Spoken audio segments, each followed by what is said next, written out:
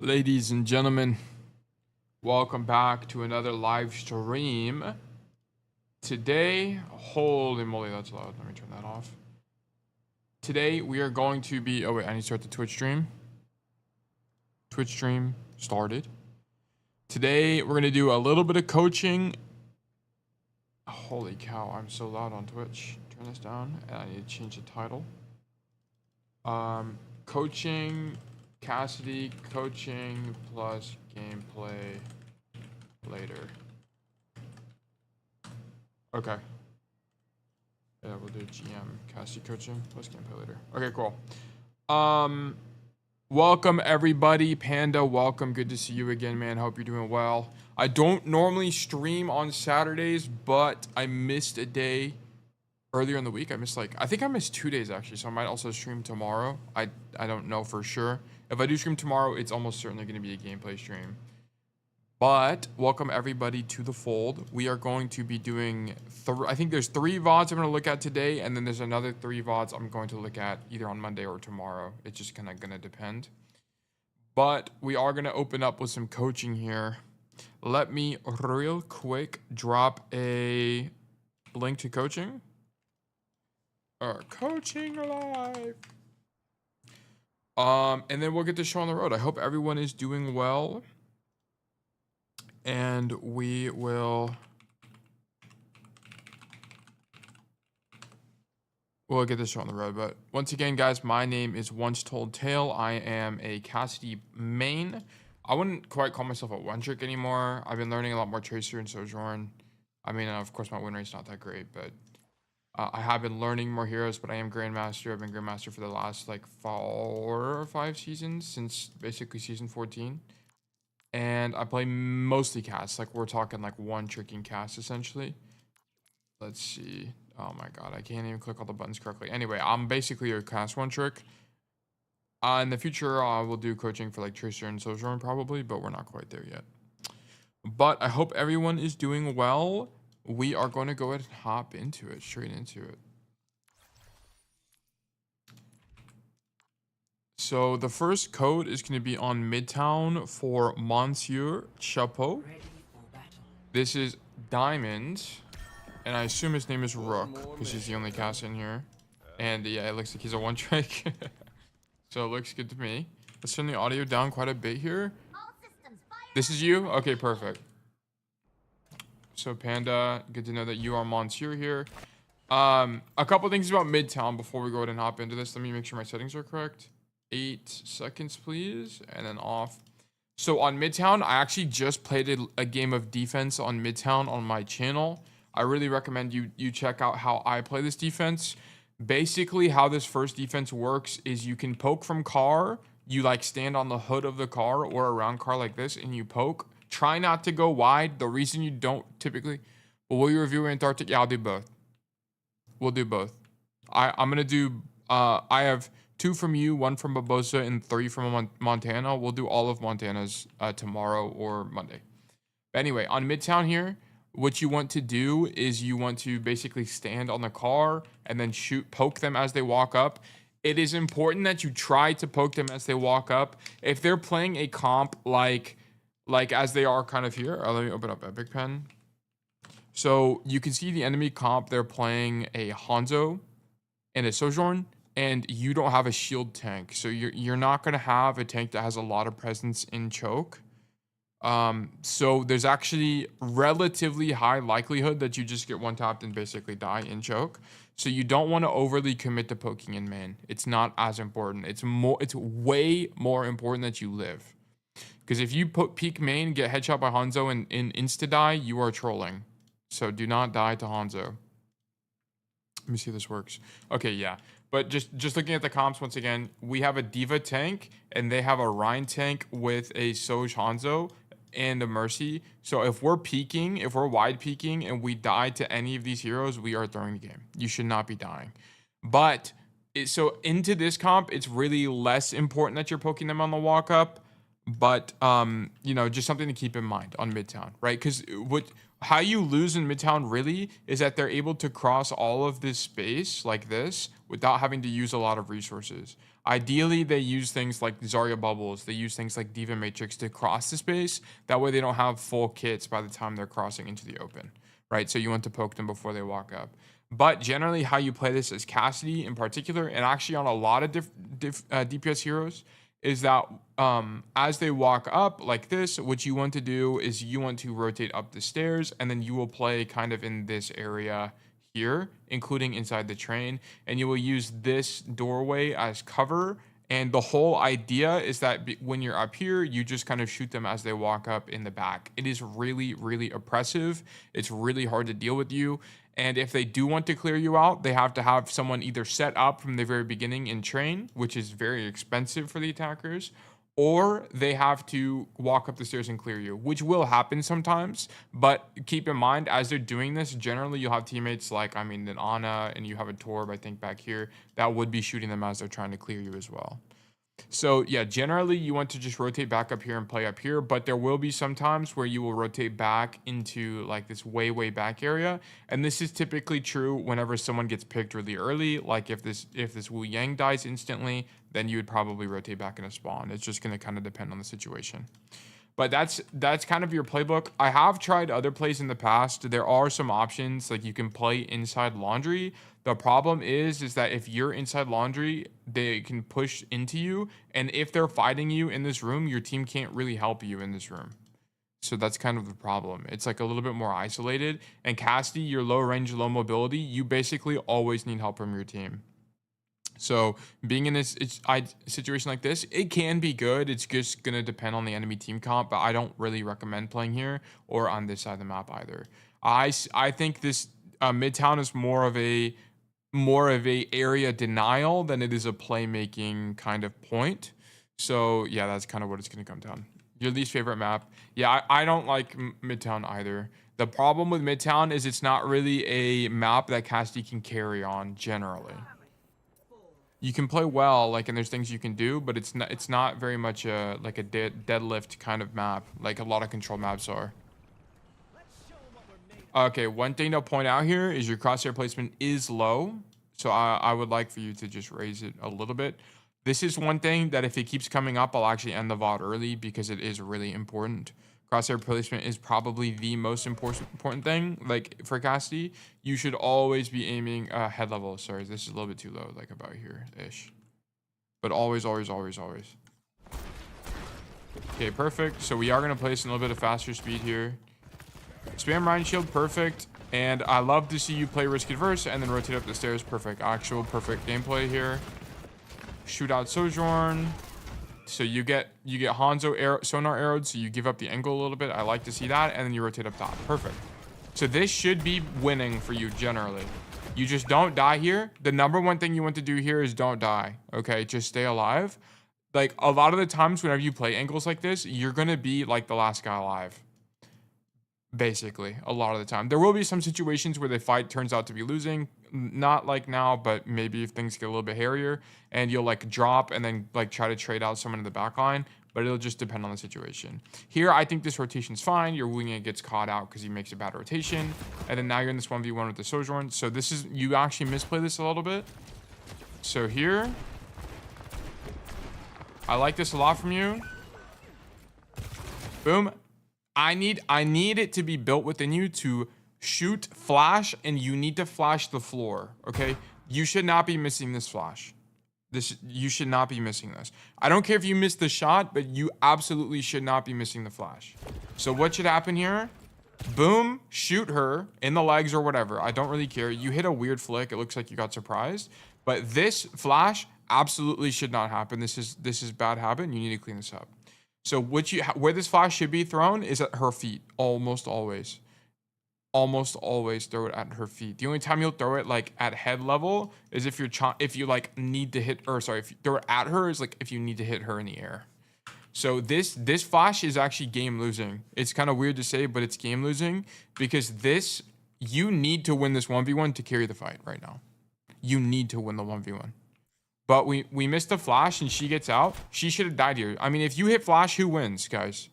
If you hit flash, who wins? I often throw it at head level. Yeah, that's a mistake. You need to get in the habit of shoot, small flick down to feet and then shoot again. If you watch me play, that's what I do most of the time. Or if I don't throw it at the feet, it's like lower body because I need to hit the floor.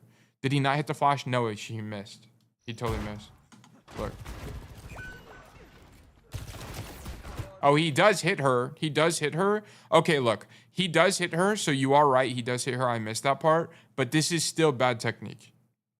It's still bad technique. You need to flash the floor. I promise you it's better. But either way, you need to win the 1v1. That was your carry moment, and you lost the 1v1.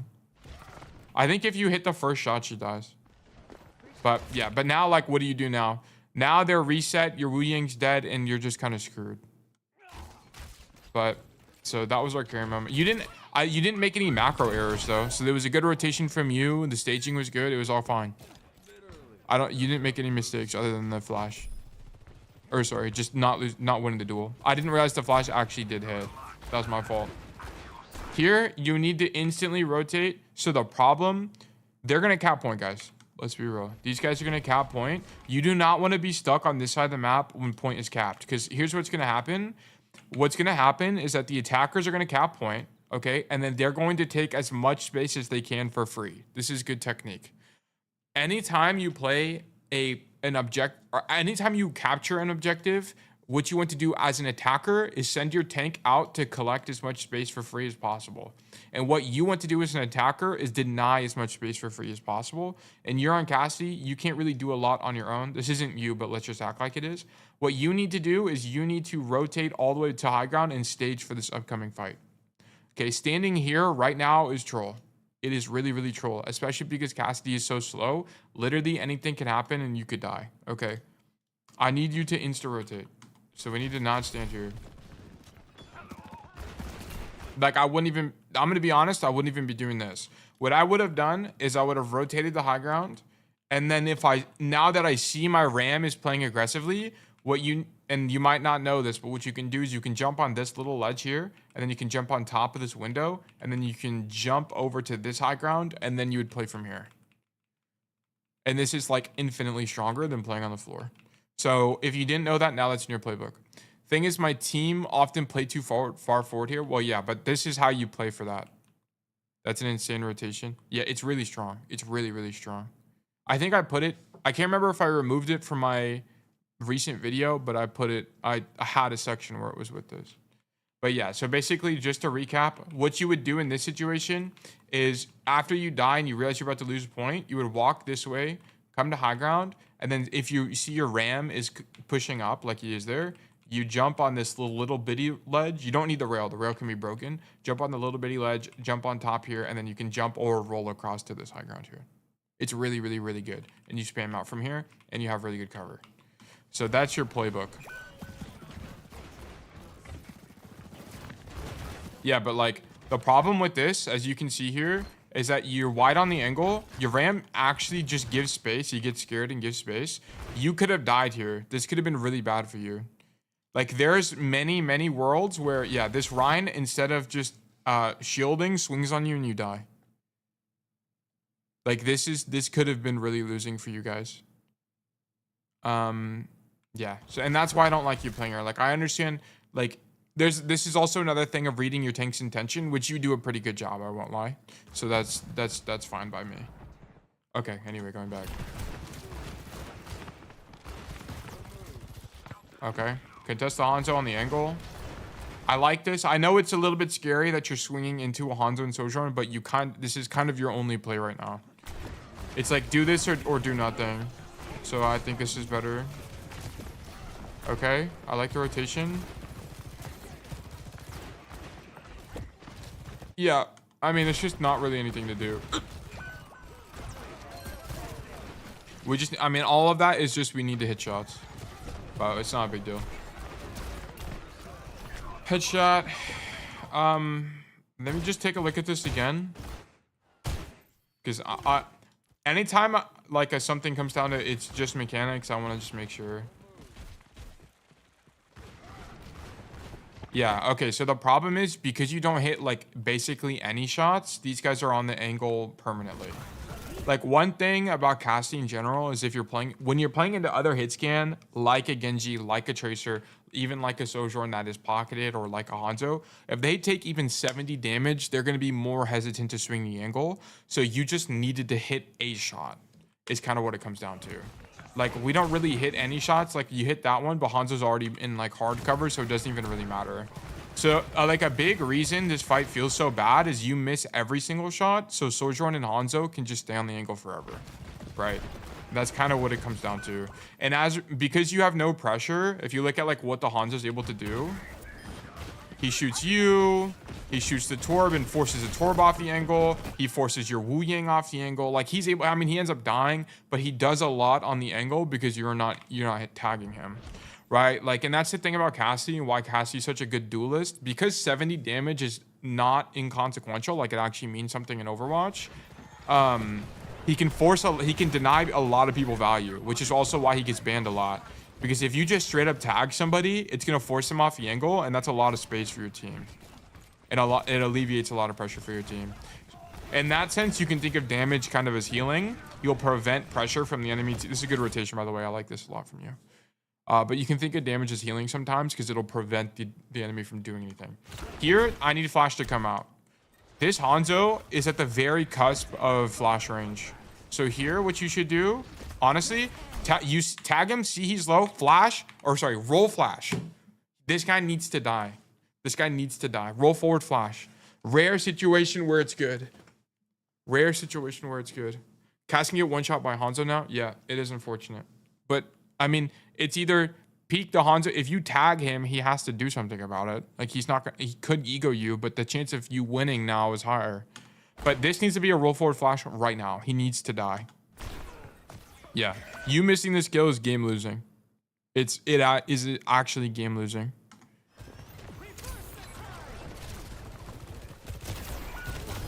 That's a good kill. I mean, that's a really good kill, but that should have happened with the... Yeah, now you get cleared by Hanzo.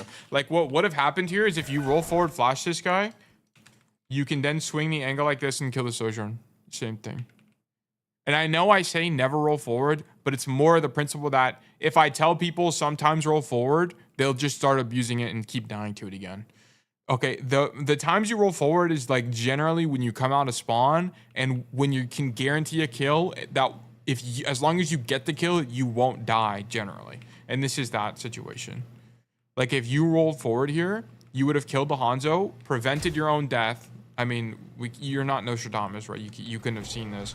But if you rolled forward here, you would have killed Hanzo, which in like 10 seconds prevents your own death. And then you would have had the flank on the Sojourn, which you would have just deadlifted the entire fight. So in this situation, not rolling here is extremely game losing. And unsurprisingly, you lose the fight. So yeah, that's what it came down to.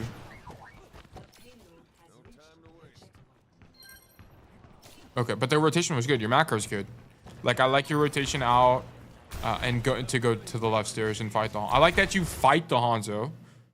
Yeah, I tend to play too scared against Hanzo. Yeah, once you saw he was low, you needed to gap close and just flash him. 100%. Okay, I like this rotation. Here, I actually would be wrapping. Here, I'd actually... So, once again, this is a macro principle. Match your tank's intentions. Okay, especially when it's a brawl tank like Ram. Okay, if Ram commits to something, generally, you can commit to it too. And how do we do that, guys? In this situation... Whoops, my fault. How do we do that, guys? In this situation, we would... Well, watch this. He gets slapped. Boom. Look through the wall here. You can see he's in. You can see he's in through the wall. And you should be thinking to yourself, oh my god, my tank is actually so in right now. Insta roll. We're committing to the angle. And we're going like this. We're going like that. And then if you do get pushed, oh well, whatever. But yeah, you need to match your tank's intention right now.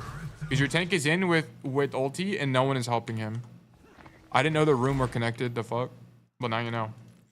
Map knowledge. Yeah, you can make this flank like this. It's really good too. I don't really recommend it all the time, but it's definitely something to know. Like, it would have been very helpful in this situation. Because like the misplay right now is that you're not in this fight. That Hanzo should have died. If you were there, the Hanzo would have died. And if the Hanzo died, it wouldn't have forced Nano. And you guys would have Nano for next fight. But now we're kind of just like jerking it in main. Yeah, you would have won. Yeah, you would have won for sure. For sure, for sure. I mean, it ends up working out, but it costs you guys nano as well.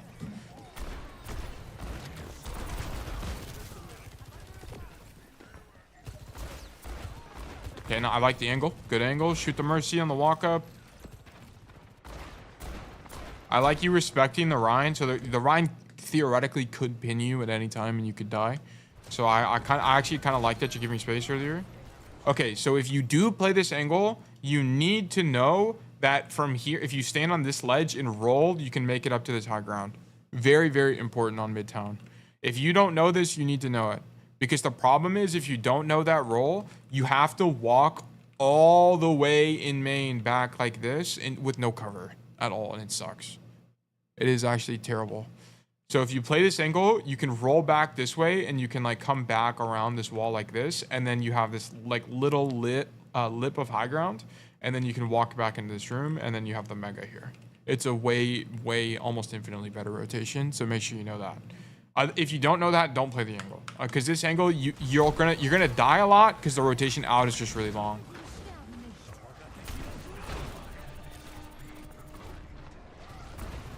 As you can see here, like, you didn't get pinned in this example, but there's an alternate universe where you got pinned and died. Okay, so you can clearly see why you need to know that role.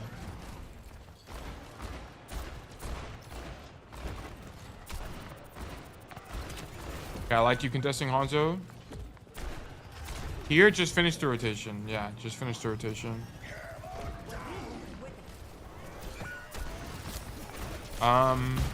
Okay. Whatever. Insane move tech by him, though. What, to jump on the bench? Here, you need to be... Okay. Here, in situations like this, you need to think to yourself, what is our win condition? What is our win condition? Hit tab real quick. Notice the only ultis you guys have is yours and Wu Yang's when he respawns, okay? So you need to be thinking about, how can I get an absolutely insane value Deadeye? Bro, what I'm doing, I'm going insane wide. I'm going to stand over here and pop Deadeye behind them, force them all to turn around. And while that happens, I will probably die. But my tank can walk in with little to no pressure and try and trade me out. And that is our win condition. So you're not thinking about a win condition right now. How do I know that's true? Because you just walk into main and start shooting people. I know this is an overtime situation, but if you're going to win here, it's not by you getting on cart. It's by you going for a play. Okay, so right now you're playing Overwatch. I need you to win Overwatch, okay? Like, this is, you're not going to win doing this. If you win, it's because the enemy team is garbage, not because you're good, okay? Like, this is not the correct play. Yeah, so the Hanzo just kills 2. Where's our Deadeye at? Where's our Deadeye? Are you going to Deadeye now? No. Yeah, so you guys just died to Hanzo, and this is your fault. You had the ultimate. You needed to be the hero. Even if you died on the angle, I wouldn't care, because that would have been the best play. And the only reason you're winning right now, Hanzo literally kills 3 and you still lose. It's crazy.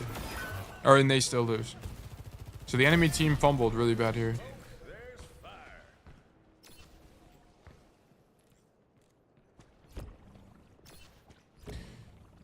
Okay, once again, fix your crosshair placement.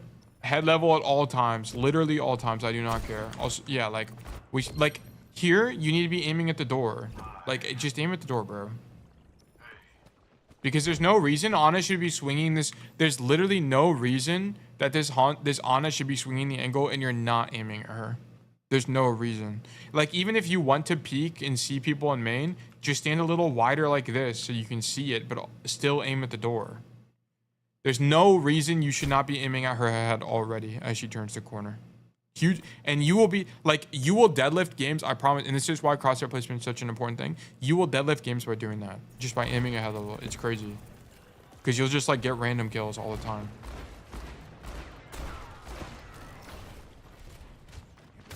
Okay, I like this angle a lot. Nice shots on Ana. Nice shots on Hanzo. Don't Deadeye. Perfect. Just shoot them. Yeah, perfect. Nice. This is all looking good.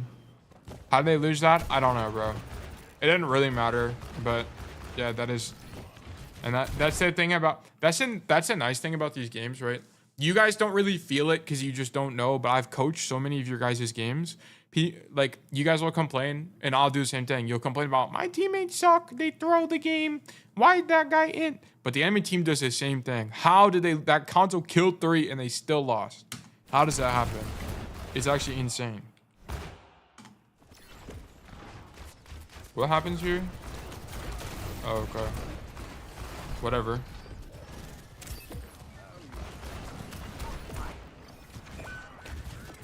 It's all fine. Kite the Hanzo or kite the ramp. Nice kill.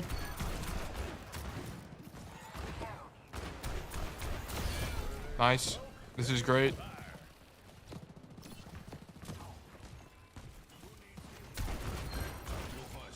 So this is fine. I like this a lot. Match your tank's intention. Match your tank's intention. What is he doing? What does he want to do? He wants to hold closer. Okay. So, of course, he has to eventually start kiting out. So you just need to be ready to kite, right? Don't roll to the angle. Just walk to the angle so that when you are on the angle, you can roll out and be fine. So I would play this angle and then, sorry, what I'd be doing right now is I'd be playing this door frame. And then once my ram starts kiting out, I would too. And then I would do the roll I just talked about where you roll to the higher platform. I didn't know the rotation with the rolls. That's why I didn't want to go this angle earlier. Okay, cool. Well, now you know it. It's a really high value like angle. Normally, it's just like the problem is you'll die here a lot if you don't know the deck or the spot.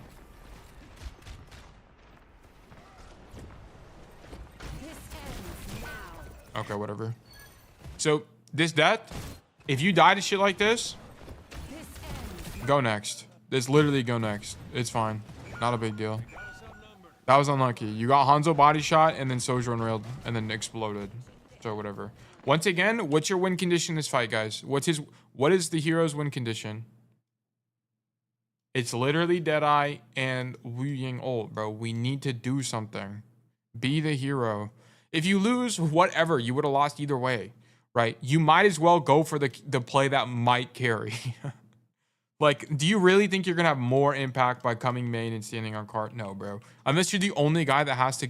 I never expect Deadeye to carry. Well, that's the thing. You're not going to come to... Let's be real. Let's clear up the expectations here.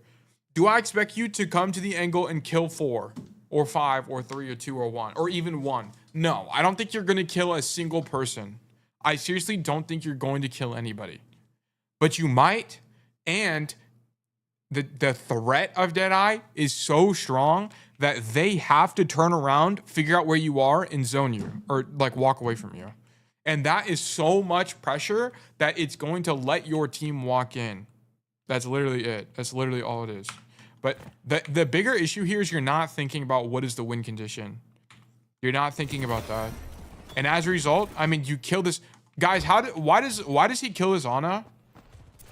Because the Ana's trolling. It's literally nothing to do with him playing well. This Ana is just trolling. Like, that play made no sense from Ana. And we get a good Deadeye, but this should never happen. This should never happen. Like, I mean, I'll give you credit. You recognize a good opportunity to use Deadeye, right? But the way you went into this fight is losing, in my opinion. You could argue, okay, hold on. Let's take a step back. You could actually argue here that after you kill this Ana, you make the best play, because this trade for you guys is actually really good. It's actually really good. I like trading Anas here because now you can just come. The cart is so far away that you could honestly come main and just shoot them and win, or just open up this angle and be fine. I think it's like low key fine. I think you can argue that main botting in this situation is fine now that Anas have been traded. But generally, what I want you to think about, Panda or Rook or Monsieur, whatever you want to go by, I want you to think about, in situations like this, what is the win condition? Because it's very obvious to me that you're not even thinking about that. You're kind of just like panicking and running and dumb main.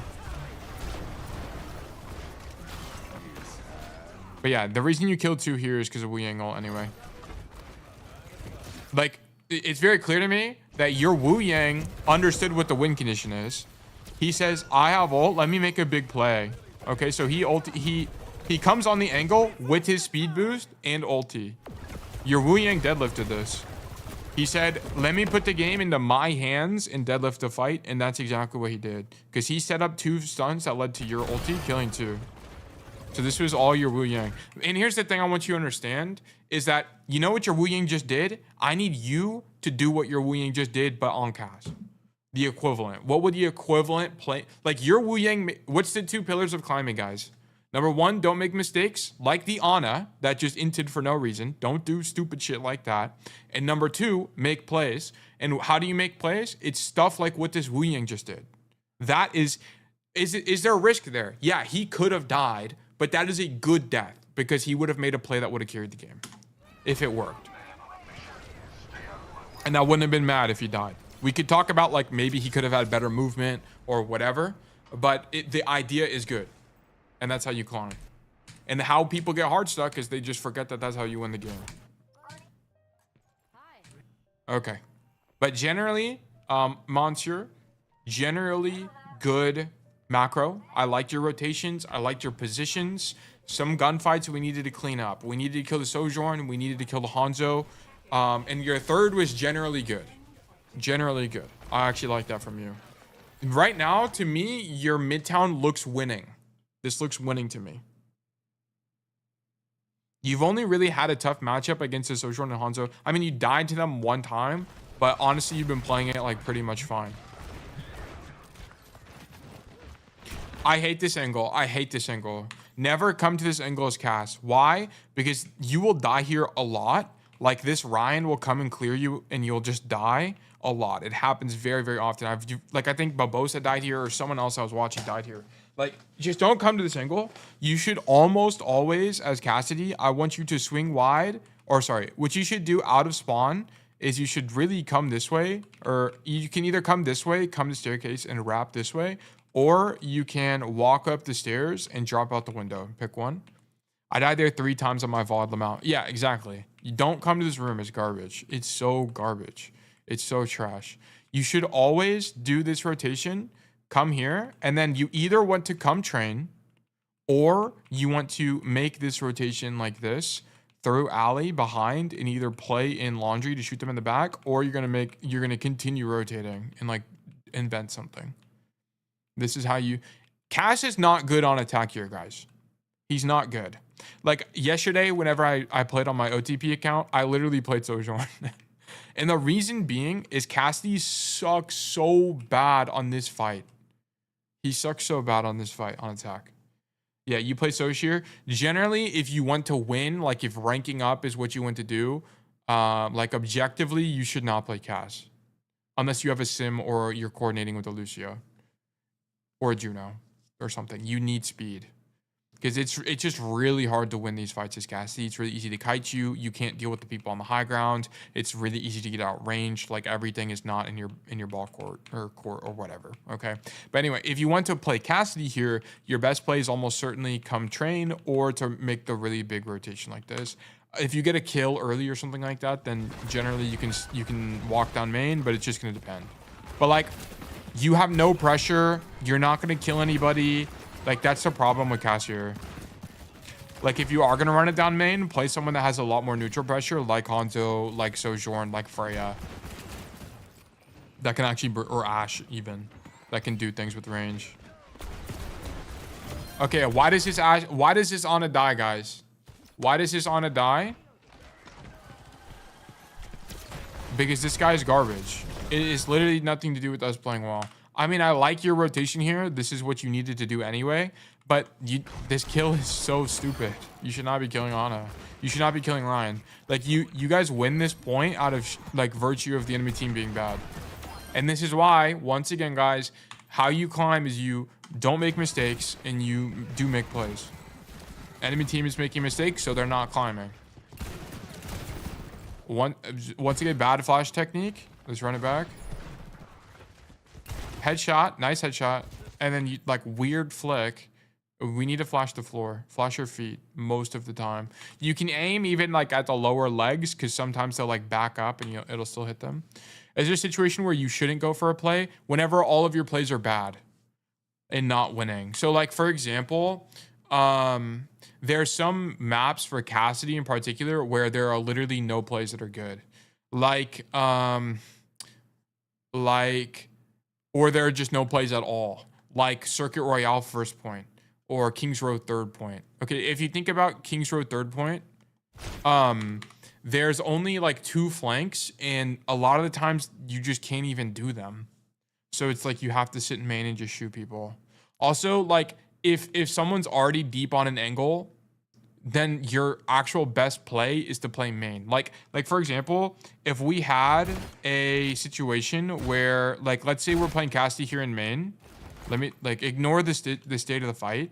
Let's say that we're playing, we're attacking this point here. If I have a, let's say a Tracer or a Genji go deep flank this way and they're setting up a flank like this, our best play, quote unquote, is to actually stand in main and start and have more neutral pressure in main.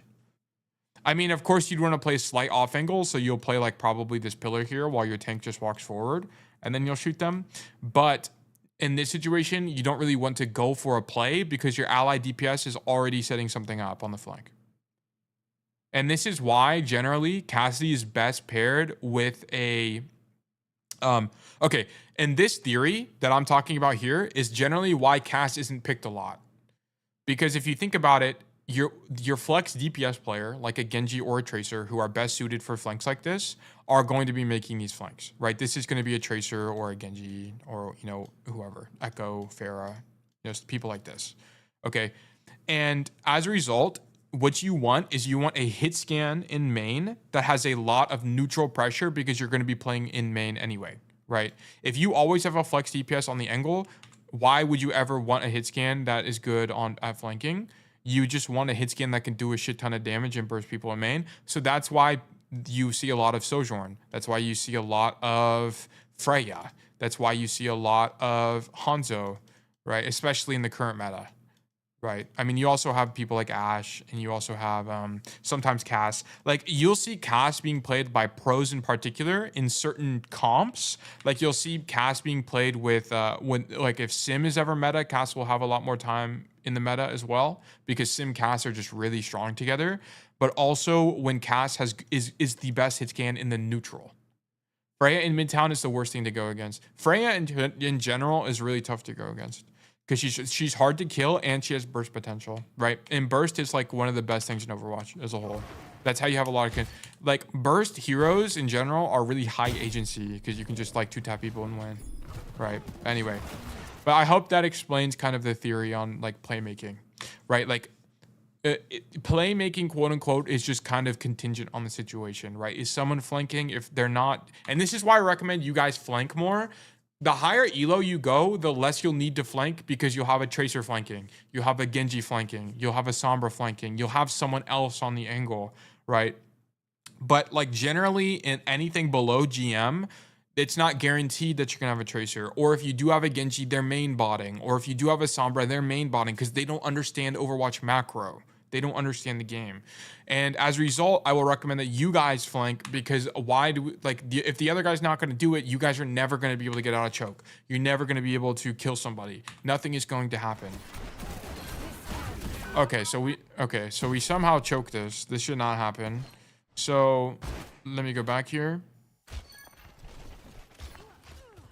Okay, so we kill both the Rhine and the Ana. We walk forward. Nice shot on the Hanzo. We walk aggressively on the Sojourn, see the Rhine, and give space. Perfect. Here, I would not even swing this because you hear the Sojourn's about to swing you. So rather than swinging her on the angle and being deeper, I'd rather you just contest her as she walks out the door. Okay, so like how I would be holding this angle, if I'm holding this angle, is that I'm holding it like this. Like I'm standing here and holding it like this. Because at the end of the day, if I am losing this fight, I want to be able to roll this way, not like roll out of the hallway itself. If you are going to commit to this, it has to be like a flash roll fan type of situation. But so like here, yeah, I know like this was good technique on the Sojourn for the headshot, but we need to hit the flash once again, and then we need to kill her. Like you need to kill her. She needs to die. But I would have played that slightly differently. Here we need to give spit. Here, don't wake up Ryan. And here you needed to roll out. Yep. And we're just kind of dead. Yeah, so here it was like kind of contingent on killing Sojourn. You either needed to kill Sojourn here or deny her rotation, either one.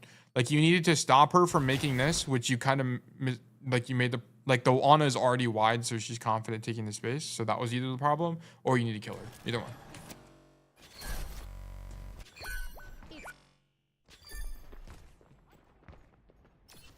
They're staggering your Ana, okay.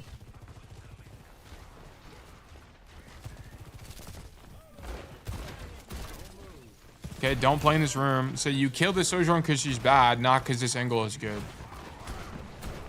The Sojourn should not be peeking you like that. That's always losing for her. Okay. This Ana needs to die. Yeah, so here. Boom, boom, boom. I see she's won. I'm rolling forward, getting close to this wall, so it's harder for her to hit me. And then I'm like trying to punch her, or I'm like fanning the hammer to kill her. Bro, she's 1 HP, bro. Like a single shot and she's dead. Like, I am trying to figure out a way to kill this Ana. Or I'm like dead-eyeing here. Like, I'm literally doing anything to kill her. She needs to die. So this is a roll flash, or this is a dead eye, or this is a like fan from 10 miles away. I really don't care, but she needs to die. Like, and try to figure something out. But this is not acceptable. This is not acceptable. She needs to die here. You need to commit to this. Like, your idea should not be to rotate wide to kill her. Your idea should be to walk up the stairs to kill her. Because what is she going to do? She's going to try to come this way and jump down or something, or go up. And Cassidy's just not really fit for this. This is how you die on Cassidy. Like, I would rather you just walk up the stairs and kill her. So this is not, yeah, this is not good. This is game losing as well. This is a game losing mistake.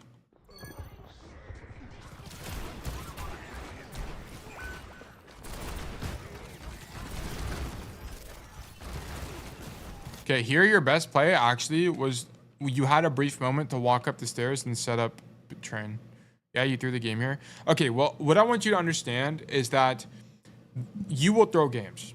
Okay, if you watched me play yesterday, I threw like probably 2 of the 15 games I played or something like that, or like 3 of them or something like that. You will throw games, but that's part of learning. And it's actually very important because I need you to understand, everyone says, it's 20% of your games are guaranteed win, 20% are guaranteed loss, and it's up to you to do the 60%. Nah, that's fucking bullshit. Here's what it is.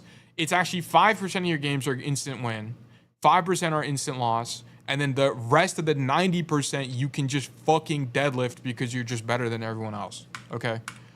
Don't buy into the 20%, whatever cope. That's fucking stupid.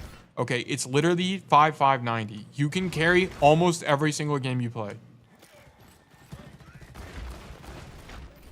Yeah, every single game is fucking carryable. Even on cast, even one tricking cast, you can still just, if you had aimbot and you perfect positioning, you would win 95% of your games. Is what I'm saying.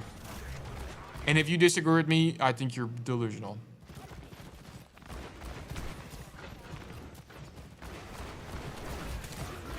Here, yeah, here, this is a perfect example of why you just like need to do something. Who's on the angle on it? Who's on the angle right now?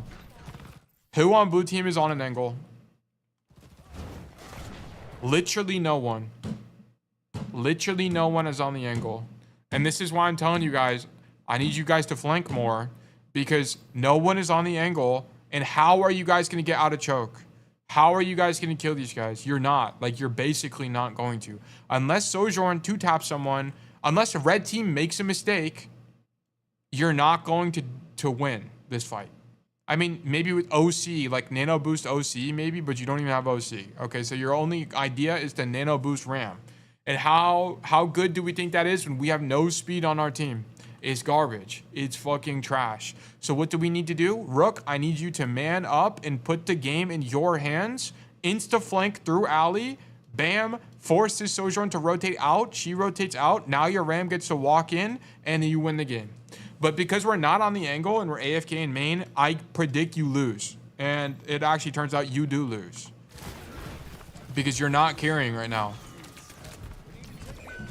I mean, the Deadeye is not bad, to be honest. You're matching your tank's intention and you're forcing everyone out to an angle. But here's the problem, right? These guys are all hiding from your Deadeye and it puts them in good positions. The Hanzo's in a good position. The Hanzo's in a relatively good position. The Ryan is dealing with this guy. Like, Yeah, like it's honestly, it's okay. Like I actually don't mind the Deadeye that much. But like notice how even with the Deadeye, you can't really do anything because your angle is shit. And this is what I was saying. Like cast on this map is like pretty garbage. It's pretty garbage. Like you need to, like now, honestly, your best play is to walk up the stairs and just like try to trade out and kill somebody. Like this is probably your best play. Because like you're just leaving everything in everyone else's hands. Sometimes that's okay, but this game, you can control this. Like, you can control this. Like, now it's too late. You missed your rotation window. So now you can't do anything. Yeah. So now the game's lost. Yeah. So, all in all, like, especially on first point here, you just didn't really make a rotation that would have carried. Like, we didn't flank.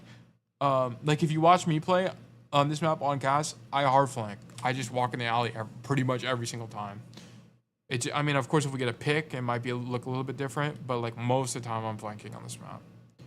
So yeah, I hope this was helpful, right? And I want you to just keep in mind, like every game is under your control. You could have won this game. I know it felt pretty bad walking into Hanzo Soj, but it felt bad because you're walking into a fight that's good for them, right? Like, what does the Hanzo and Soj want you to do? They want you to walk in main. Yeah, it was very helpful. Great. But yeah, like Hanzo and Sojourn want you to walk in the main right now. They want you to ego duel them like this because they're going to win 95% of the time, right? They're going to win that fight. Okay, what do they not want you to do? They don't want you to hard flank and play this deep angle that they can't deal with you. That's what they don't want you to do.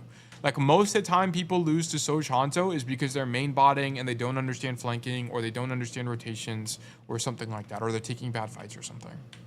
Like Hanzo and Sojourn are, of course, they're bad matchups on a lot of maps, but you can still play around them. Kind of like Widow. It's like the same idea. Like you would never play main against a Widow, or if you did, you'd play cover really, really heavily. But okay. Thank you for the VOD, man. I appreciate that. We are going to do your other VOD as well, so we'll go ahead and hop into that. And that was Antarctic Peninsula. And you said this was the first game today, so not good mechanically. Make sure you warm up before your first game. Always do that. But you think you could have had better positioning. I don't know how to play this map at all, especially second point, and I barely play against Hazard, so I often get caught off guard, like in the end when I literally threw the game. I don't think you ever VOD review this map. I think you are right. I don't think I have VOD reviewed this map. So this is a good resource. Okay. Okay, and on Antarctic, your rollout on this map, I forgot what this one's like, Arctic base or something. I forgot what this one's called. Your rollout should be, don't come left. Don't come left. Come right always. Come to this coast side of the map. You're going to walk out the spawn door. You're going to walk out this one, walk straight, walk under. And then you're going to, depending on the situation, if you're late to this fight here, and you see that their DPS already staged on this angle here, I need you to come main, okay? But if there's no one there, then I want you to take this base. And the reason why we want to do this is because this angle on this main fight is really good. It's really good. Because if you think about it from a tank's perspective, what they want to do is they want to walk out this way and stand here and like fight this way on this like entryway. But if you stand here as Cass, you can deny this rotation, and it makes it really awkward for tanks. And more often than not, they'll either commit to killing you, which will open up an opportunity for your team to follow them and kill them, or they're going to give up space and back up. Either one. They're going to do like one of those things. So generally, you want to come coast side. Most of the time, if the only time you won't play coast is if there's like already a tracer here, because then you'll just have to like fight for it. Or like they're already staged here, or there are multiple people here. Like it'll just depend on the situation. But generally, that's the play you should prefer, is coming there. Because here's the problem. Now you're here in main. I mean, very fortunate the enemy team is slow. You shoot the hazard, whatever. Like in this situation, for example, you would have been here and then the hazard would have jumped you. Okay, roll away, you're fine. Like the thing that's nice about this is you can see people before they get to you generally on this angle, so you'll be able to get out. But now it's like, how do you make a play? Like, where's your playmaking here? Okay, you take an angle. I mean, yeah, but I would like to see that on the right side. Because also what's nice about this is if you never get cleared, you have this flank like this. But, okay, but this is fine. I mean, it's okay. Like, this is not, like, I don't prefer this. I don't prefer this for sure. Okay, shoot hazard. Hazard is literally the only thing for you to shoot. This is fine.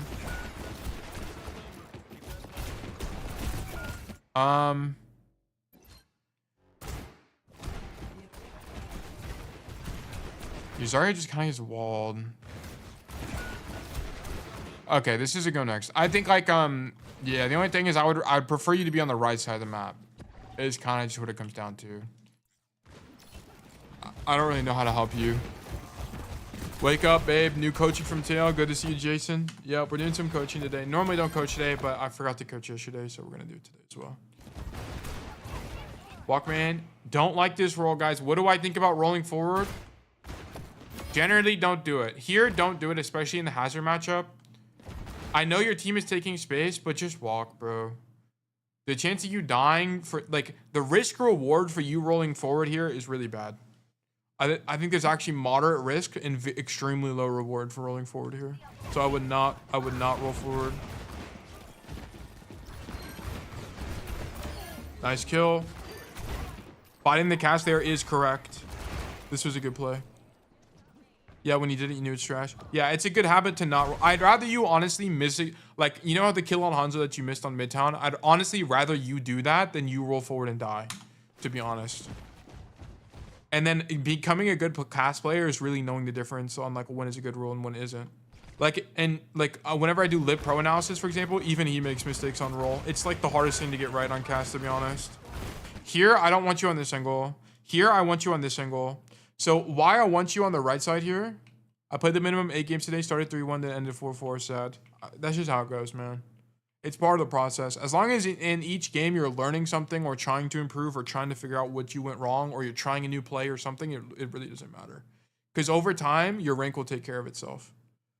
But okay, here's what I want you to do is I want you on this map in situations like this is I want you to stage on this side of the map. Like I don't really care where, but I need you on this side of the map because as you rank up, what will end up happening is enemy flex DPS players will make this rotation and try to open up an angle for their team or open up space for their team is what will end up happening. I want you to be in this pink space here because you will not only deny this rotation from happening, but it opens up a flank play for you because you can shoot them as they walk in. So I need you in this pink space because right now you're playing in main and you're shooting down this. And the enemy team, if they were intelligent, they would come coast like this and just take all the space for free. Last game, Cass was banned, so can't really count that game. Yeah, I would just like, and this is why you need I recommend 2-tricking. I'll just pick a different hero and try to learn on that. But yeah, so this is a really good philosophy for playing Cass sometimes. It's like sometimes you just need to occupy the space so that it isn't given up for free when enemy DPS or like the enemy team in general try to take it. Because right now, all of this back portion of the point is free. And it's good space for you as cast. Yeah, like, where's your playmaking there? There's no playmaking. Yeah, and you die. Like, where you would have made plays and where you would have had way more impact on this fight is not on this angle, but instead on this angle. Right, because here's what you do. You sit here, shoot hazard, shoot hazard. Wall comes out, so maybe you start backing up. Shoot hazard, shoot hazard, shoot hazard, shoot May. Okay, hazard slashes in. Okay, so after you see the hazard slash in, what you're actually going to do is you're going to go wide and double down on the angle. Kill the cast by surprise, kill the May, kill the Kiri, or at least force these guys to turn around. Right, if these guys turn around and fight you, what is your team going to do? Your Zarya is going to walk forward. Your Kiri is going to walk forward. Is that Lucio? Or whoever this, it didn't really matter who this is, but they're probably going to walk forward and shoot these guys in the back. I would add in that he shouldn't take a lot of damage in your pink area. Way too long rotation to help back. That is true. That is also true. So what Jason is talking about is that, so one principle you need to understand is Cassidy is really shit range. Okay, Cassidy's range is like 25 meters. It's like 25 to 35 meters. Okay, so if you think about it, like from here to here is probably like, I don't know, 30 meters or something. And when you're fighting out of your effective range, your goal should be, it's okay to poke. Like, I don't mind you poking outside of your effective range. Your effective range is 0 to 25 meters, by the way. Like that's your effective range, is this. I don't mind you poking out of your effective range, but while you do this, you absolutely need to take no damage. If you take damage on this angle, you're trolling. Or sorry, like if you're on this angle and you take damage, you're trolling. You actually trolling. Because you're playing outside of your effective range. You're not doing any, you don't have any threat. I mean, the only thing you do is you bait attention, but you can get more value. You can get more value. He is also 250 HP. I mean, it doesn't change that this is a good play. It just means that if you make a mistake, it's less forgiving. But yes, so that's why you lose this. Is you're not on the you're on an okay angle, like you understand angling, which is good. Like I'm actually glad that that's the case, but you're not on the best angle. Okay, and I hope how I explain that, it gives you reason as to why. Nice headshot. Here, yep. This is a good play. I'm insta-rotating away from Haz, so this is a mistake as well. So you have the right idea, right? You want to rotate out of main because you don't want to deal with Haz, right? So I'm ignoring Haz. What am I doing? I'm coming right side like this, and I'm shooting them in the side or in the back. Keep in mind you have a Mega here. So I'm shooting them like this. For sure, for sure.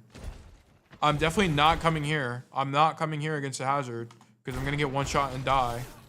Yeah, like, I don't think the Hazard underperforms here because it's actually kind of hard to kill you now that he doesn't have wall. Yeah, this is a good roll. Like, yeah, your micro is good here. I like this. But, like, you have the right idea, but I need you to go further. Okay, I don't like this Deadeye because they're kiting anyway, right? Like, what are these guys doing right now after they just used a bunch of cooldowns really early to try to get a kill? They didn't get the kill. And now what they're doing is they're backing up. They're already kiting, so what is this Deadeye going to do? You know what Deadeye would have actually been a lot stronger is if you did this rotation earlier and then you found the timing to come up here and pop Deadeye, it would have been a lot stronger. Yeah, try not to walk forward without the timing of your team. Yeah, it's just gonna depend. Like it would have depended here. Like here it would have actually been fine for him to be early. Like if we're talking like here, if he came to this angle ahead of it, like his Zarya's not even back yet. But this is a really safe angle for Cass. The chance of you dying here is really low. It's like, especially with the Mega here, it's really low. So like, I would have been fine with him walking forward. In this, like on this specific map, like it's gonna depend on the situation. But yeah. So the Deadeye is not terrible. Wait, what? We kill somebody?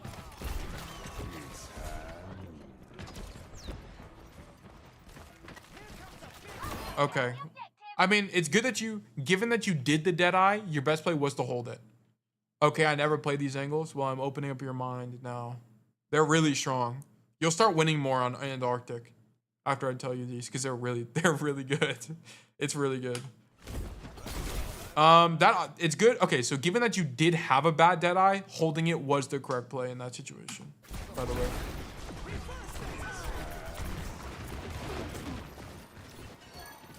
Okay, shoot Haz, kill that guy. Here, you miss a rotation. Here, what you need to do is, once again, you need to think about angles. What angle do I need to be on? Boom, insta rotation up the stairs. And now just shoot them from here. It's just safer. Because now if the Hazard wants to kill you, he has to commit a cooldown. He has to commit a cooldown to get to you up top. And it's harder for him to do that. But this is it's so much easier to kill you on this angle. So that's just a mistake. Don't be on the floor. You need to come aggro. So that's yeah. Oh, it's just a mistake. Don't go main there. Because you can like the angles you were getting in main, you can largely get the same thing from the high ground for like half the risk.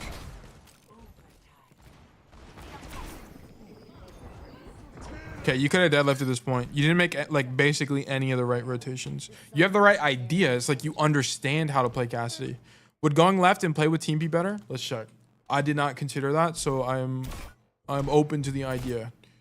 So in this situation, no, earlier. Okay, so after the Deadeye, he pops in main. He holds it. Okay, so like he'd have to make the rotation like He just never had the time to make the rotation, Jason. There's like not really a window to make that rotation. Oh, here. Oh, here's what you mean. So if he came left here, yes, he also could have done that, and that would have been fine. Yeah, that would have also been fine. You are right, Jason. It would have been either come top, which was my recommendation, and play your life, or come left with the rest of your team. Either one. Pick one. But yeah, he just kind of stood in main. But yeah, you could have deadlifted this for sure. This was for sure winnable. Who exactly do you think? There's only, funny enough, I've VOD reviewed probably like 50, 60, 70 codes at this point, if not more. And there's only been a single code that I thought was genuinely unwinnable. And it was Babosa's Midtown. Okay, this is the point where he played worse. Good, because this should be your worst point. This is Cassie's worst point by a mile.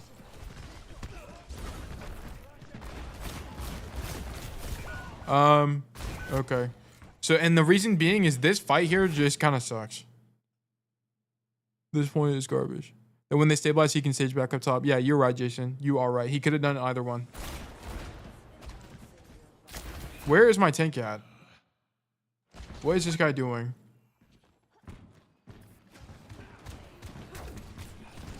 Okay, so I'm gonna be honest.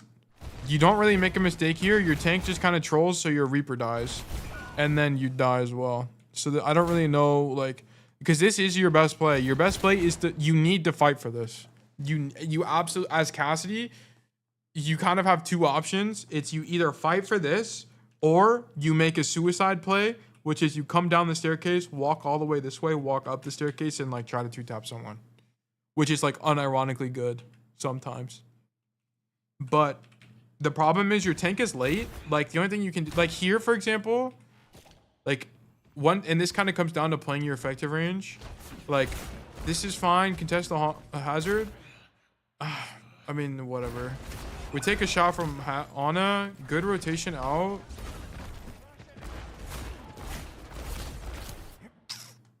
I mean, the only other thing you could have done is like totally rotate out. Totally, but then you're like out of everything, so it's kind of, you have to read the room there. I'm not too worried about that, to be honest with you. I'm not really worried about that. He gets outranged in every situation on this map. Yeah, so you have to get creative, and it's gonna kind of depend. You have to like be picky about your fights. Here, what's the issue here, guys? What's the issue?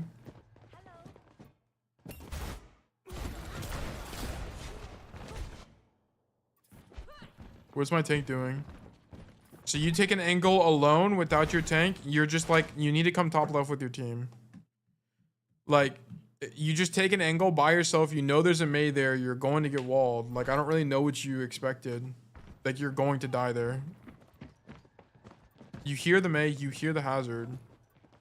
Swing, like, do you not think you're gonna get walled? You are 100% gonna die here. Yeah, like, that's kind of just a silly mistake, to be honest. Yeah, you're not only too far ahead, but you just kind of like walk into certain death. Here, why do we die here? Oh, whatever.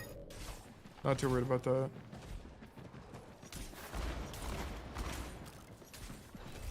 Here, bro? Yeah. This is good. This is good. Nice kill. Nice dodge. Okay. This rotation is okay. Yeah, this is fine. I don't really mind this. Now we go back up top and we stage. Perfect. Like you understand the fundamentals of Overwatch, right? Staging, taking angles, whatever. So it's not like a fundamental issue. You're starting to get to like more of the like advanced understanding things, like the angle denial, setting up deeper angles, flanking, playmaking, stuff like that, which makes sense. This is something that becomes more of a thing in Diamond.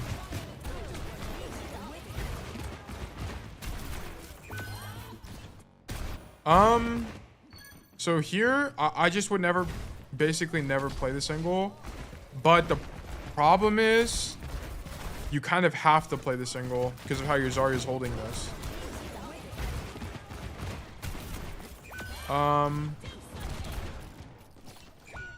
Yeah, so here I definitely would have committed to the fight. I would not have rotated out. Like here, in this situation, like you guys have committed so many resources to this fight and there's essentially zero chance you get out. You just need to commit. Like you just need to commit. Like this is not a situation where you run away. Damn, silver bullet pick feels so bad against Haswell. Yeah. Yeah, but it's gonna be the next map. He's gonna get infinitely more value. It's just a weird situation. Oh, it's Maywall, Has and Maywall as well. But this is just a weird situation where you would have wanted Fan, but I still think silver bullet is better here. But either way, like this is not a situation where you run away. This is a situation where you commit to the fight. Like you could have maybe killed the Ana or I don't know, done more damage, but like you needed to try to win here. Leaving was not the play because you're going to die. You are going to die and accomplish nothing by doing this. Yeah, like it doesn't make any sense. Like you needed to commit to that. I don't really know how to explain it other than like you guys already used your resources, and as Cassidy in this map, there's no chance you live. There's just no chance you live there. So you kind of gave up on that fight too early. Okay, flash. We missed the flash, unfortunately. I actually don't mind that flash.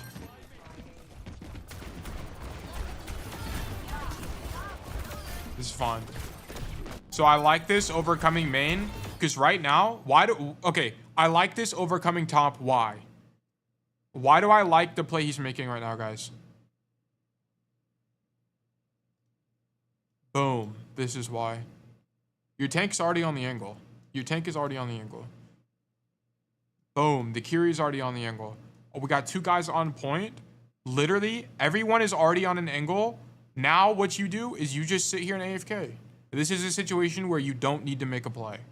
Exact situation where you don't need to make a play. Yeah, you're technically on an off angle right now because you're not with the rest of your team, right? Your Zarya's on top. Like, main, I guess, in this situation would be with your Zarya, which would be trolling. Like, so you're actually on an angle right now, so this is a good play. Like, I actually like this a lot from you. Bam, bam, bam. Perfect. Like Overwatch, like the whole metagame of Overwatch is space control. And your team, like you can basically predict that your team is going to win this. Like based on just your sheer formation of your team, I can predict with like 90% certainty that you guys will win this, to be honest.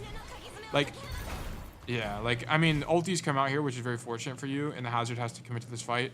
But like the setup from you guys were just really good. Like your team played that well.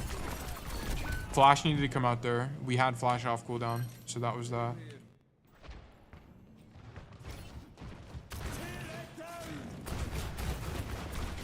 I know that Hazard is dropping. I know that the Hazard is going for this play, but you're never going to win the fight on the floor here. You're never going to win the fight on the floor. You need to make this rotation. You just need to make the rotation because ideally you want to be here shooting the Hazard, because then in the late fight you can look for this rotation to shoot backline. So here you need to go high ground, and you had a window too. You would have had a window, because even here, like, what are you accomplishing on this angle? Nothing.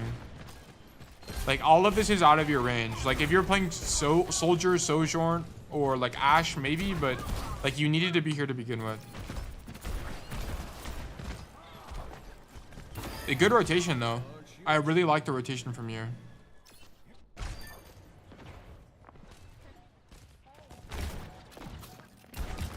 Stage for Deadeye. It's less about Deadeye. It's just more of like, you're not going to win the fight by being on this angle as Cassidy.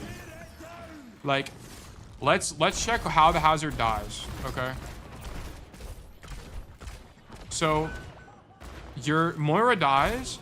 Your Hazard misses the slash because you have a good roll, which is great. But if our hero was up here, there's not even a chance you could have gotten slashed, you know? Like, there's literally zero chance you get slashed here. And that's what I'm saying. Like, you could have not only had a better, more advantageous angle, it also would have been a safer angle. There's zero chance you get slashed on that angle. And I like the angle because the space is free and your team is pushed up. So why not take it, right? Like, why are we in a deep angle when we don't need to be on one? Like, if this Hazard had a better wall, you die here. Like, he hits wall here, you're dead. right? And that's what I'm saying. Like, being here, it would have been impossible to clear you, and you could have just deadlifted with just primary fire. You don't even need Deadeye.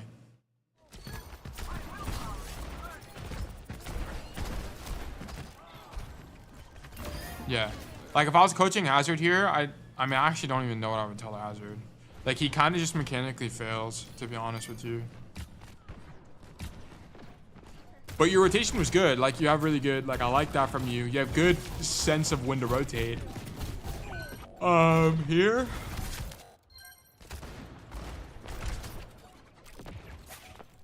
Here, once you see them start taking space, don't reswing. Just don't reswing here.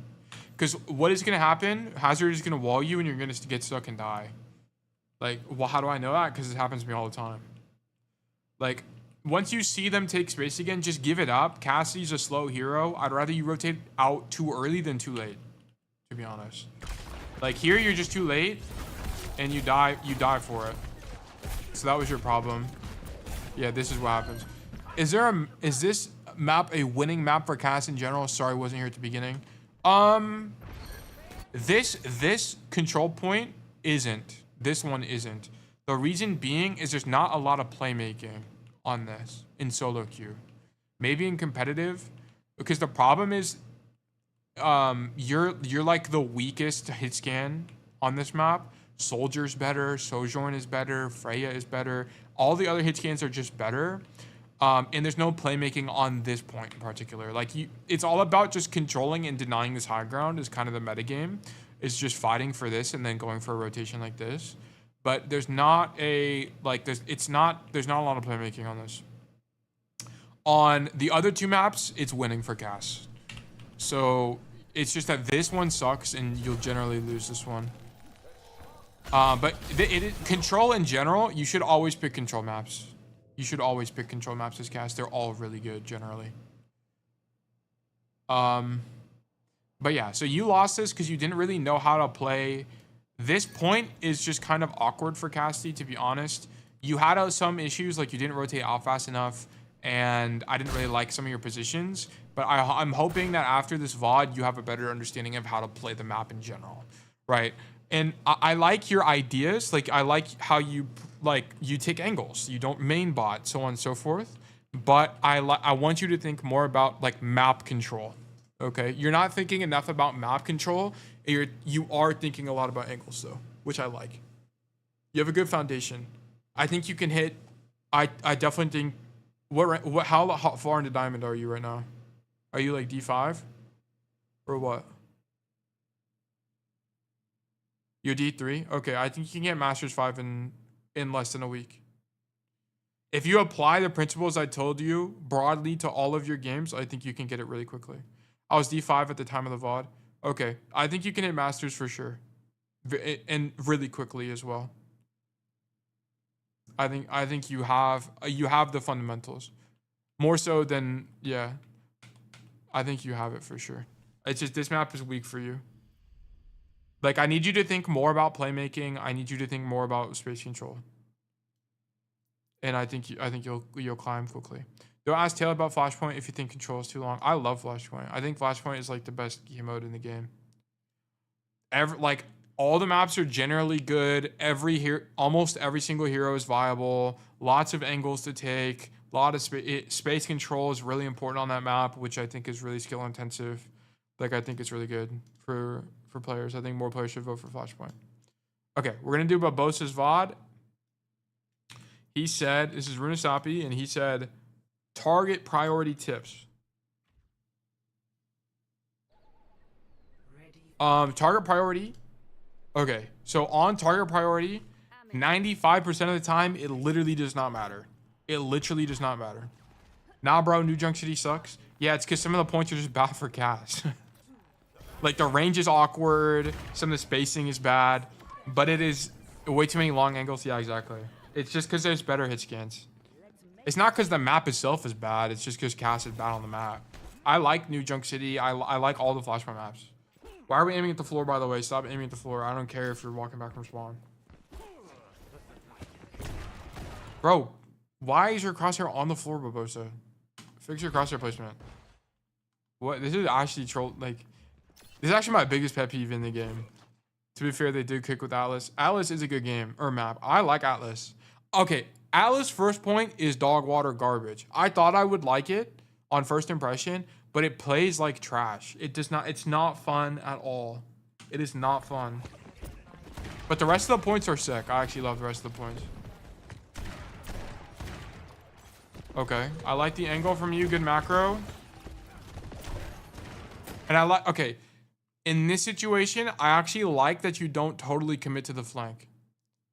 I actually like you just coming wide and shooting them here, because the problem is, if you come all the way wide, you're going to start demanding resources and you can get pushed out. Like now, because they're kiting, I think it's fine.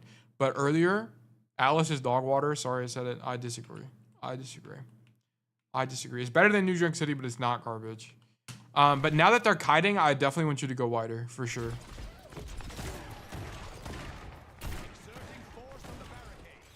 Okay, so we just shoot main. Okay, like the problem here is like, once again, it kind of comes down to map control, okay? Look at what's happening right now. So you are tripled up basically on one angle. Actually, you're quadrupled up on one angle while your tank is in main. So your team has like a triangle amount of space right now. Like this is how much space your team has. You have a Dorito of space. I need you to do something. So what you needed to do is you needed to realize that all of this space is open here. Take it. Of course, take it with some level of, you know, understanding that you could get pushed, like be risk adverse maybe. But I need you to like take some space because you have literally almost 4 people on the same angle. You got 3 dudes plus 1.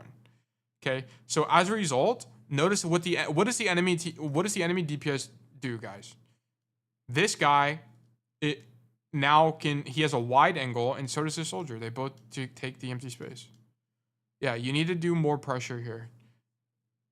Make them kite even further. Yeah, or look for a kill or something. Like you need to do something. But staying on this angle is not going to work. It's like for sure not going to work here. Yeah, like this is like generally good play. Like I like you playing an angle, like not in main itself, but there's no map control happening. So you died a soldier on the flank. Like in an ideal world, your Kiri should be marking him, but I mean we can't control Kiri. So yeah. Can't do anything about that. Okay, so I used to do this flank a lot, but I think it's garbage. I think this play sucks. I used to do it a lot though. Because it is nice because you can open up an angle, especially when you're double hit scan on the flank, but it's really easy to get cleared here. So I'm actually open to it because I just don't do it anymore, but it feels bad to me. Also, your timing is bad. Look at where your team is. You need to wait. Just like AFK here, wait for a second. Wait till your team is like probably a lot closer to the robot. Like, whoops, why is my thing broken? I'd wait till your team is like here and then swing the angle. So number 1, you're too early. Number 2, I don't really know about the flank. I'm starting to think I don't really like this flank too much. Like this is too early, right? Like you should not be in a position where you're pulling aggro of the tank. Okay. Like if the tank is coming to mark you, you made a mistake. Like, cause you're going to die. You're going to die here. She's going to shout. She's going to knife you and axe you and you're dead. Okay. 95% of the time you're dead here. 95% of the time you're dead here. I'm not even trolling. I'm that confident in your death. Okay. You're too early. Like what you should be doing is you should wait till your team is like here to fight them, because what's going to happen is the queen is going to mark your team. And then now you have the flank angle. So you're way too early. You're almost guaranteed dead here.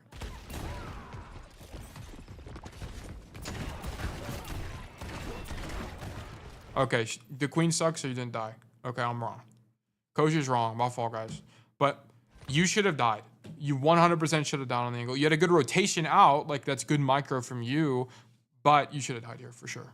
Without a doubt. So, unfortunately for me, you were in the 5% or higher. I mean, I was probably just wrong about the percentages. But your number 1 issue is you were just too late. Or too early. Your flank was too early. And look at this. Because you're late on the angle, look at what has to happen. You get Wu Yang and Kiri heal. Wu Yang and because you were early on the angle, you get marked by the queen, you live, but she's still fighting you. Now you demand Wu Yang Kiri heal. Now your tank is probably going to die because you demand so much. Damn, don't buy a lottery ticket. Yeah, my fault. My fault. My fault. Okay, I should have probably phrased this as it's probably not 95% of the time you die, but 95% of the time you lose the fight. It's probably the way you could coach. Yeah. But you demanding double support pocket here is so thorough. You know who needs support pocket right now? Your Sigma. Because your Sigma is the person that's going to control space. Yeah, and your Ashe dies. Let's actually see why your Ashe dies. Your Ashe? Is your Ashe trolling? Probably not. I don't really think this is troll.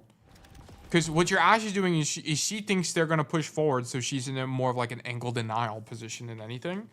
So she's not taking proactive value, but more reactive, okay? Contest the Ashe. Okay, but this Genji gets in. How did the Genji get in? How did the Genji get in?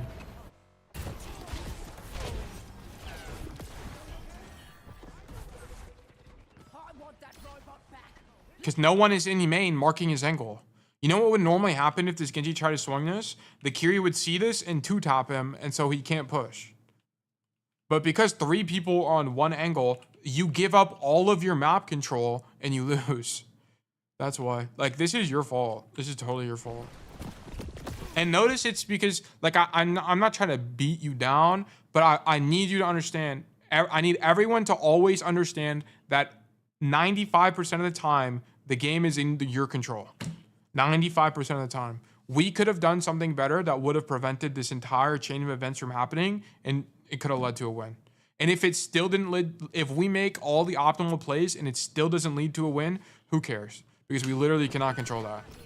But even pro players don't make the optimal decision every single time.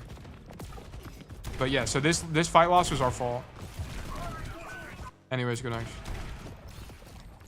Wow, I am parched. I'm actually so thirsty. Bro goes Ryan. I don't really know about... I mean, I guess Ryan is better. Okay, sorry. I kind of missed this. What happened? Okay, so shoot Genji. We need to be aiming head level. Bottom line is on this map, even in pro play, they all main bot. Well... yeah, they do main bot in pro play. It's a little bit different. I know I've talked about it. Runasapi is one of the few maps where like I'm not 100% solved. Like the theory isn't 100% solved, in my opinion. Like there are some maps where it's like I can tell you what to do because it's like solved. Like King's Row, like it's basically solved on King's Row. And Cass just turns out to be a shit hero. The problem with Runasapi is there's just like a lot of flanks. But really, like, I would have been okay if Barbosa made the flank if he just had better timing. Like, is like kind of the issue. But he didn't have better timing here. Okay, one thing I want you to notice here. Wait. Like, here's the problem with this Barbosa.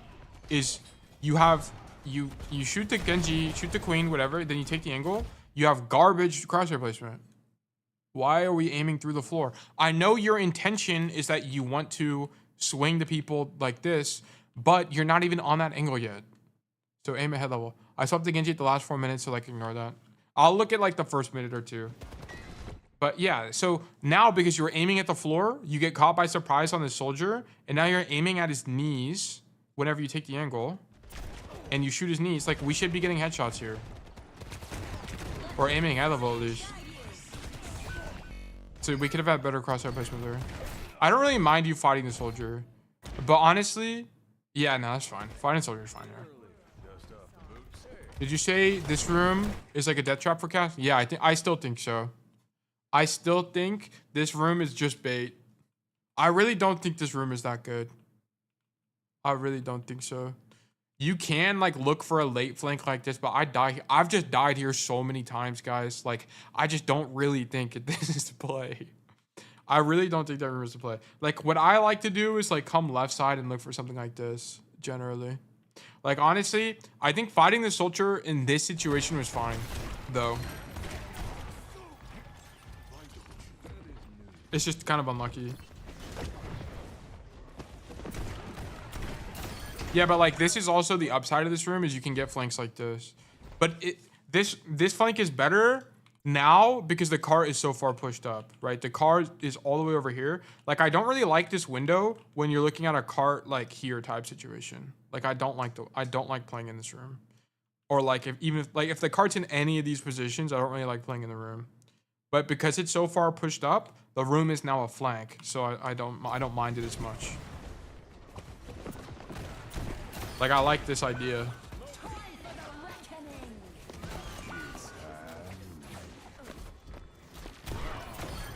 Okay, there hasn't been a single issue so far where I thought target priority is an issue, and it's because 99.99% of the time target priority is not an issue.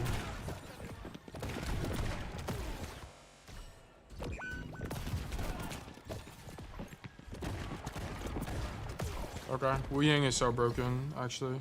What are we doing? Okay, here we're giving up too much space. I understand there's a queen behind you.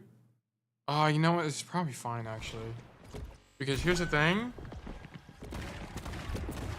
Like, what are you gonna do in main? And your Rhine is dead. How did your Rhine die? Oh. This is fine. This is fine. It's unlucky that your tank dies.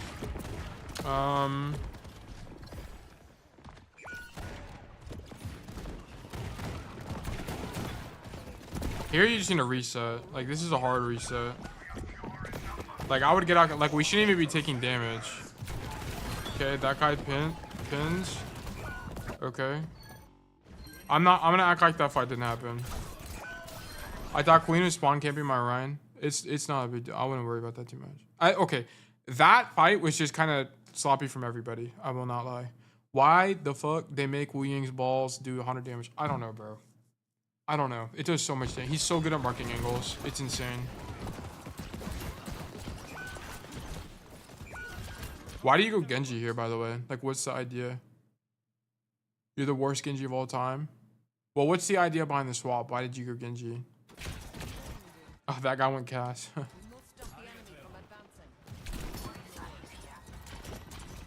What does this guy do on Cass?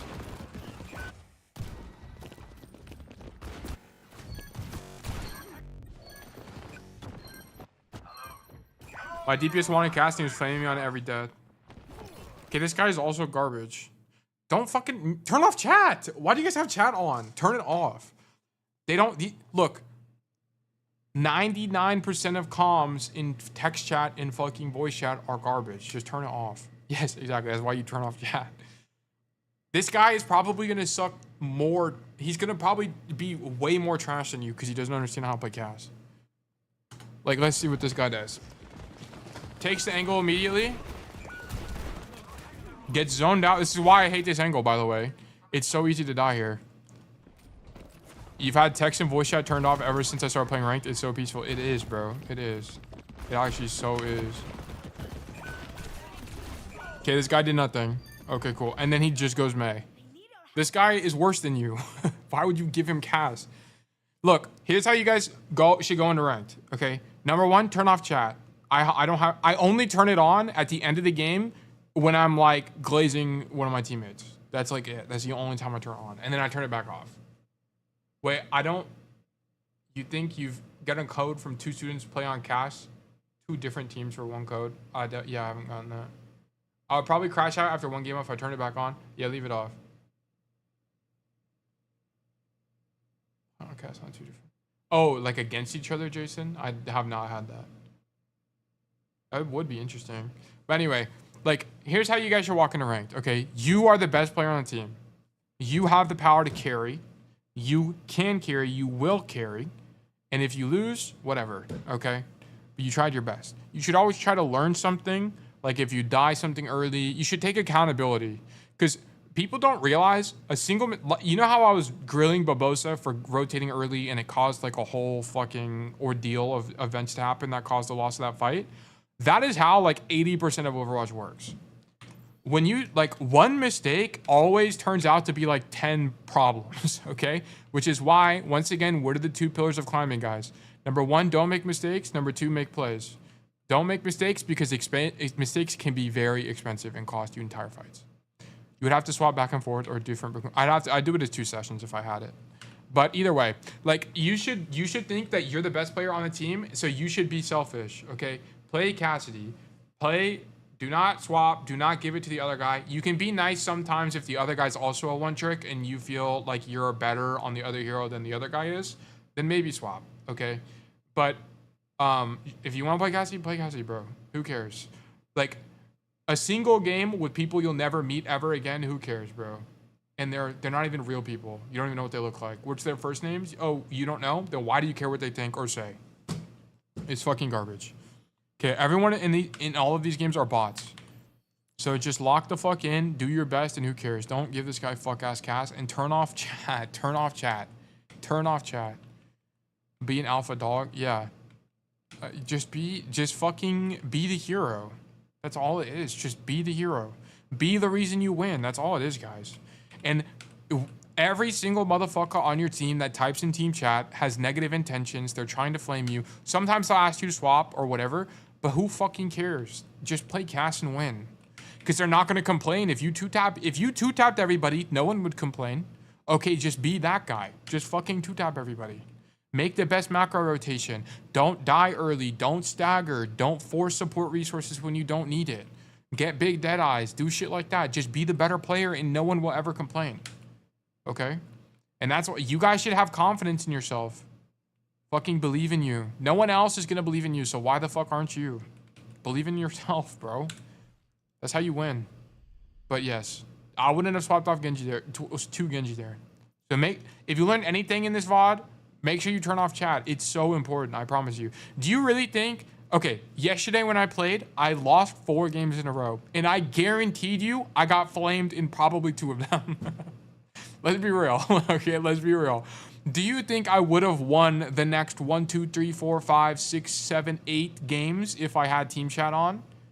I think unlikely. I think extremely unlikely that I would have won the next 8 games, okay? Turn your shit off. It's fucking useless.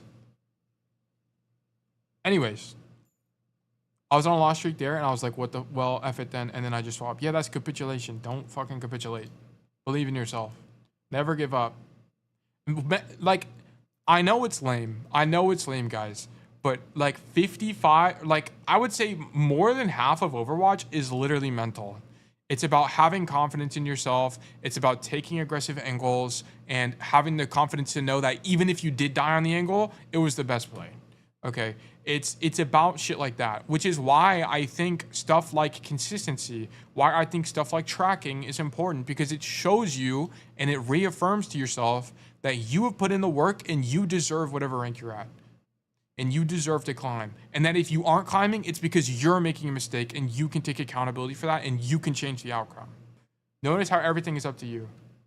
Everything in life is up to you. And this applies to everything. Anything you do. You want to learn piano? Okay, everything about that's up to you. You want to grow on YouTube? I mean, this is directly relevant to me, right? If I want to grow on YouTube and I actually cared and I actually want to see more growth, I would post more. I haven't uploaded a video in 3 fucking weeks or 4 weeks or whatever. And as a result, I haven't grown very much. And whose fault is that, guys? It's mine. It's not the fucking YouTube algorithm. It's me, because I'm not putting in the work to get there, right? Same shit with Overwatch. Same shit with Overwatch, which is why you guys getting coaching from me is fantastic. It puts you on the right path to growth because you take some level of accountability. You understand you can do something wrong.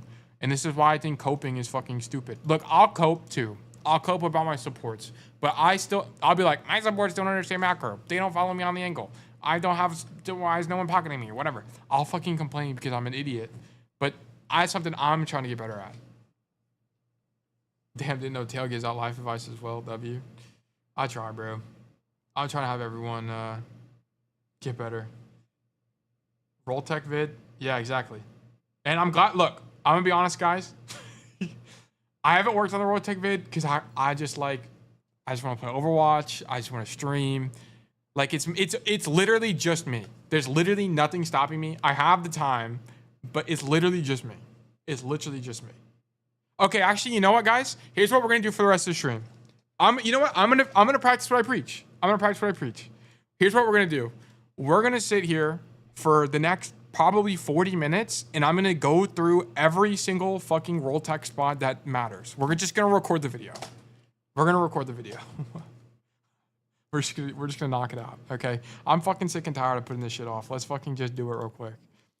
Okay. So here's how you guys set up the lobby to practice it. Oh wait, sorry. Having all these resources for free is insane. Yeah, and all my coaching will be free forever. Related to Overwatch. It'll always be free.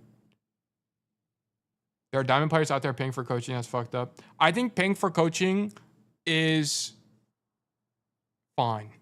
I think it's fine. I think it, as long as you know the coach's quality, then it's fine. Tell coach me on how to get a girlfriend. Okay, do you want the unironic answer? Like, do you want the actual answer to that? Or are you trolling? Because the unironic answer is put yourself in public situations to meet people and be yourself and have good hygiene and try to don't obsess over it, but try to look better. Do the research. Would be a good start. Stop playing Overwatch. No, you can meet people on Overwatch. If you seriously want to meet a girlfriend in Overwatch, you could do it in a week. You just have to go out there and meet people. But the problem is, I know y'all fuckers and you ain't meet nobody. Anyway. All right, let's do the Rolltech video. Okay, so Junkertown. They're only GF VOD review win. Incoming. It's incoming. Next stream, actually. I have it on the way. I wrote the script already. The answer is to get to champ on Overwatch, then you'll get one trust. Yeah, then all the Mercy players are coming out of the woodworks for me, actually. They're going to be, Tail, help me climb. And then I'm going to be there. Would rather play 10 hours of Overwatch on Sunday. True. Okay, guys. Let's get this show on the road. Okay, Junkertown.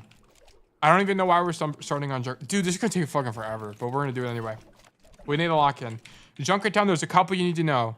Number one, and most importantly, probably on the whole map, is this one. So what'll happen sometimes is you'll come out of main and you'll either be on this high ground and you're forced to drop or something, and then your team will push forward. Normally you can take this angle and like shoot people in the back, but you can also come to this, wait, let me turn on the input overlay. Unlock. There it is. Okay, you can see my input overlay next to the worm, okay?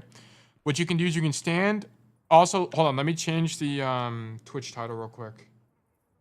Actually, never mind, I'm just gonna leave it, fucking doesn't really matter. Okay, but here's what you're gonna do. You're gonna stand next to the sofa, and then you're going to look slightly to the right, and then do a roll tech. And then you'll land up top here. It's really good. Because then from here, you can go for this flank from the high ground, or you can contest here in this fight, and so on and so forth. You can also do it from the other side like this. It is a little bit harder. There might be like a lineup or something. But it is harder from this angle. But you can do it from here as well. And it'll also get you to the high ground. Just from the other side. But generally, you won't use it from this side because you won't be from this side anyway. But this one is really good and is pretty consistent. You can also do it off of this like water jug. You're going to just walk and then do what's called a late tech. So you're going to roll while you're in the air and you can get up there as well. But this one is way more inconsistent. I don't even know if I can get it. Yeah, I don't even know if I can get it. Whoa, I just like, what even happened there? That was my hacks getting turned on.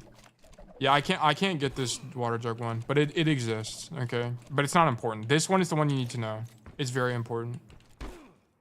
I use it probably like one in, I don't know, like 15 games. It's not very often, but it's often. It is like good to know.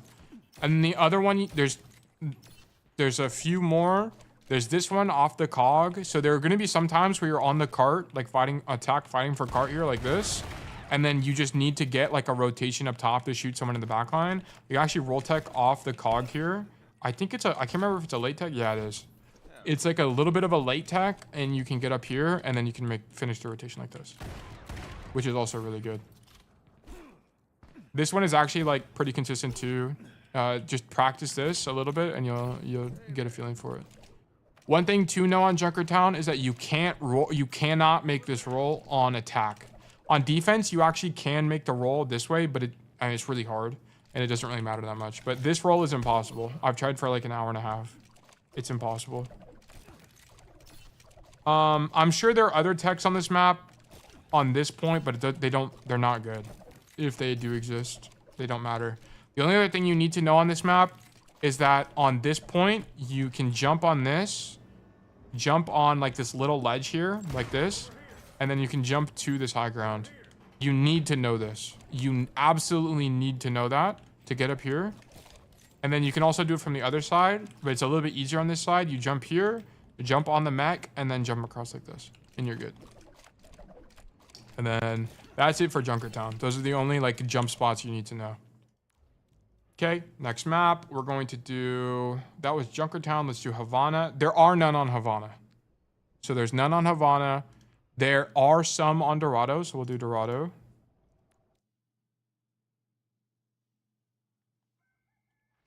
So on Dorado, there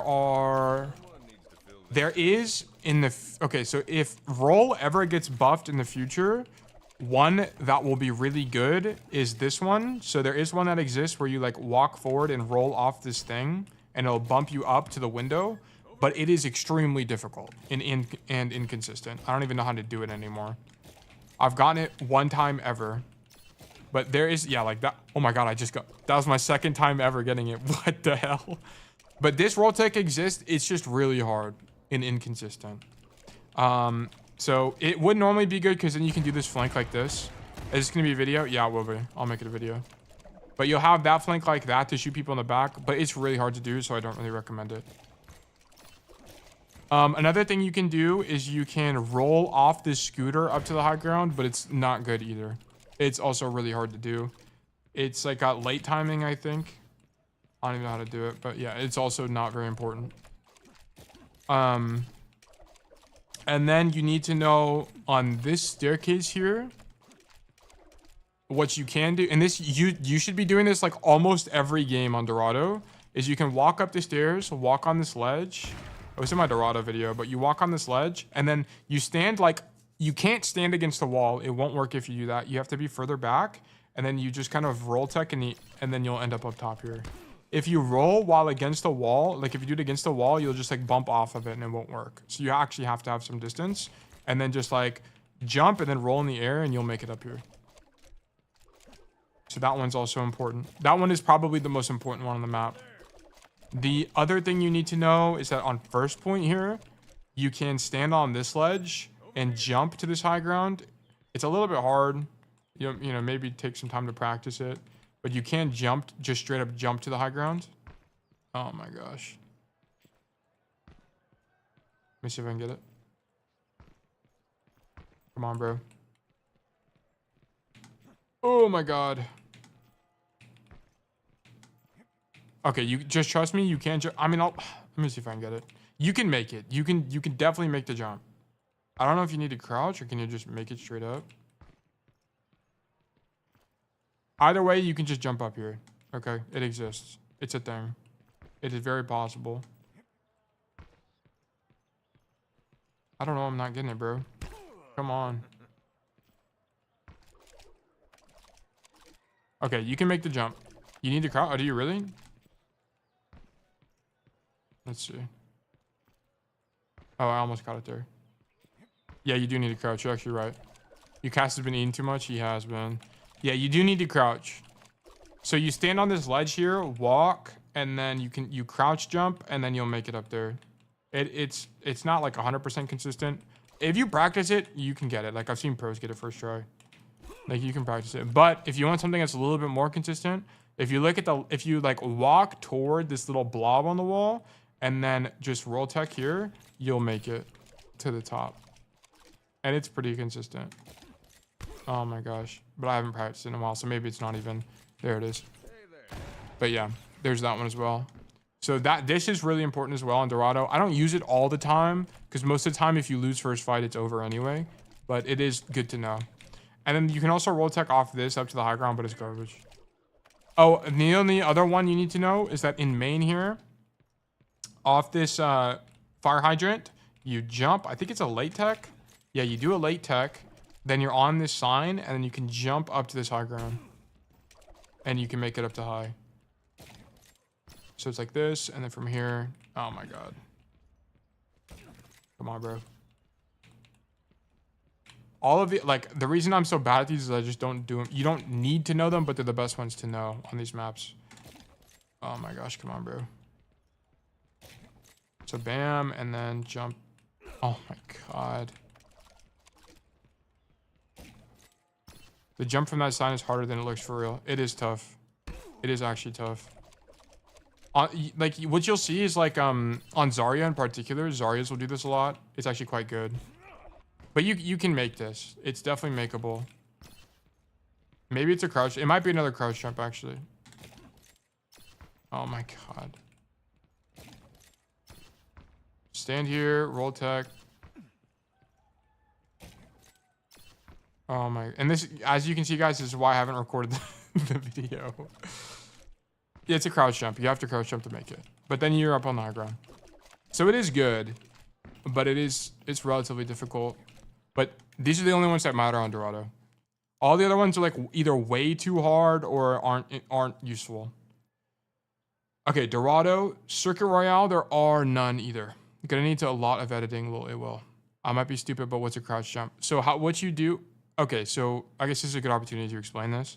Okay, so there's different like types of techs. So make sure you're looking at my inputs at the bottom right here. So what a roll tech looks like is you jump and then you roll basically like what you want to think about it like 1 frame, like 1 millisecond after you jump. So it should look something like this, okay? How you know you get it is that after you, let me turn up my sound a little bit. How you know you get it is that after you land, there's like a brief like thud, right? It's like you landing after being in the air, right? That means I got it. If you don't get it, it's gonna look like a normal roll, okay? You can also, there's also something like a late tech, right? Where it's like you jump and then you shift afterwards. Like if you look at my input, my shift is slightly after my spiz, okay? Do you think the map designers think of them? No, they don't. There's no way. There is actually just some random slopes and shit that lead to this. It's kind of a boost. Yeah, so how the roll tech works is that you stand against a ledge, and what's actually happening in the game is part of your horizontal velocity is translating into vertical velocity because you're rolling into a ledge, or you're rolling into like a corner, right? So like in this situation, like if I do this one, part of my velocity is translated to like vertical movement. It's like a boost basically, right? And you can see it here as well. I'm like flying into the air because I'm up against a ledge, and that's how it works, right? And like the higher the ledge, the more of a late tech you need, right? So like here, because I need a certain height to start the tech, I have to wait a second and then roll, and then I'll gain height, right? So that's kind of how it works. How crouch jumping is, so also look at my controls. My crouch is bound to control. So you just kind of jump and then hold crouch in the air and you'll make it up top. And like in this situation, for example, it's just holding crouch in the air. In other games, it looks a little bit different. Like you have to hit crouch at a certain time. In Overwatch, it doesn't really matter. You can just hold it and it'll be fine. But make sure you just crouch in the air, not like as you're making the movement. Because if you crouch in the ground, it'll kill your velocity. So you need to wait and then do it in the air and you'll get it. Okay, but cool. I hope that answered your question. And that is Dorado. So we're going to move on to the next map. Circuit Royale, there are none. Appreciate it. No problem. I got you, bro. There are none on Circuit Royale that matter. I'm trying to think. There are some, but none of them matter. They sound important. On Rialto, okay, so this is the one I showed in my YouTube video. There's some crazy crouch jump tech. Yeah, on Breeze, I remember I watched a Wahujin video and you can like glitch up this rock on Breeze on one of the points, and it's really good. Okay, there are a few on Rialto. So there's this one that my community member showed me where you can actually roll off of the lamp and get on the high ground. I don't actually do this one, but it is good. If you can learn this one, it is actually good. Let me see if I can get it. I forgot how he did it. Who found this, guys? Was it Montana that found this? Or one of you guys? I'll come back to that one because I actually don't know how to do it. It was Montana? Okay. But that one is good. There's this one. This is really important. So what you do here is you just stand against it and then you just pop a tech and you'll get it pretty much. It's a really consistent one. I get it like every time. I mean, I just missed it. But you want to use it because it helps you stage for the first fight where you can get here and you're just going to play the single on Rialto, and it's really good. If you can't make this roll tech, what you can do is you can come up top here and you can roll across to the other high ground like this. So, and this is like way more consistent. So if you just need to get to high ground, do that. But the one that Montana found is that you can stand on this ledge here. And then I think you just do like a moving late roll tech like this. And then I don't know how he did it. Oh, you have to look at it. Okay. Let me do that again. As you can see, this one is not super easy. On this, I might just find Montana's clip and use it because I don't really know how to do it. But either way, you can stand on this ledge, roll off the lamp, and you'll land up top there. Editor, roll the clip. Yeah, exactly. Editor, roll the clip on that one. So there's that. And then I'm trying to think of anything else. There's no other spots in this map that matter. I think you can do is it here? You can just, I mean, this isn't very useful, but just here, you can stand on this box and then jump up here. Unrelated, but you can also do a Magatech from the Montana spot. Oh, yeah. That is good. But you can jump on these boxes if you want. And you can also do that from over here as well. I forgot how to do this. Maybe you can't do this? I can't remember. But anyway, none of these matter anyway. So there's only that one on first point that's important to know. It's like actually quite important to know, which is why I made a video on it. Rialto, Route 66. Okay, on Route 66, there are 2. Well, there's like a couple spots, but they don't require rolling. So on this map, there are some that exist on second, but none of them are really useful, to be honest. So I wouldn't worry about it. On first point, very, very rarely, but sometimes, like I'm talking 1 in 30 games, you will need to Rolltech off this freezer to get up top here. So this one's really easy. Just kind of look at it, jump, and then I think it's just a normal Rolltech. Yeah. I think you can just do it standing still as well. Yeah, you can. And this will put you on top of a gas station, which is quite good and actually useful sometimes. So definitely one to know. And then another one is another just spot in general is you can jump on this rock, jump on this ledge, jump up here, and then you can, I think this is a crouch jump. Crap. Let me see.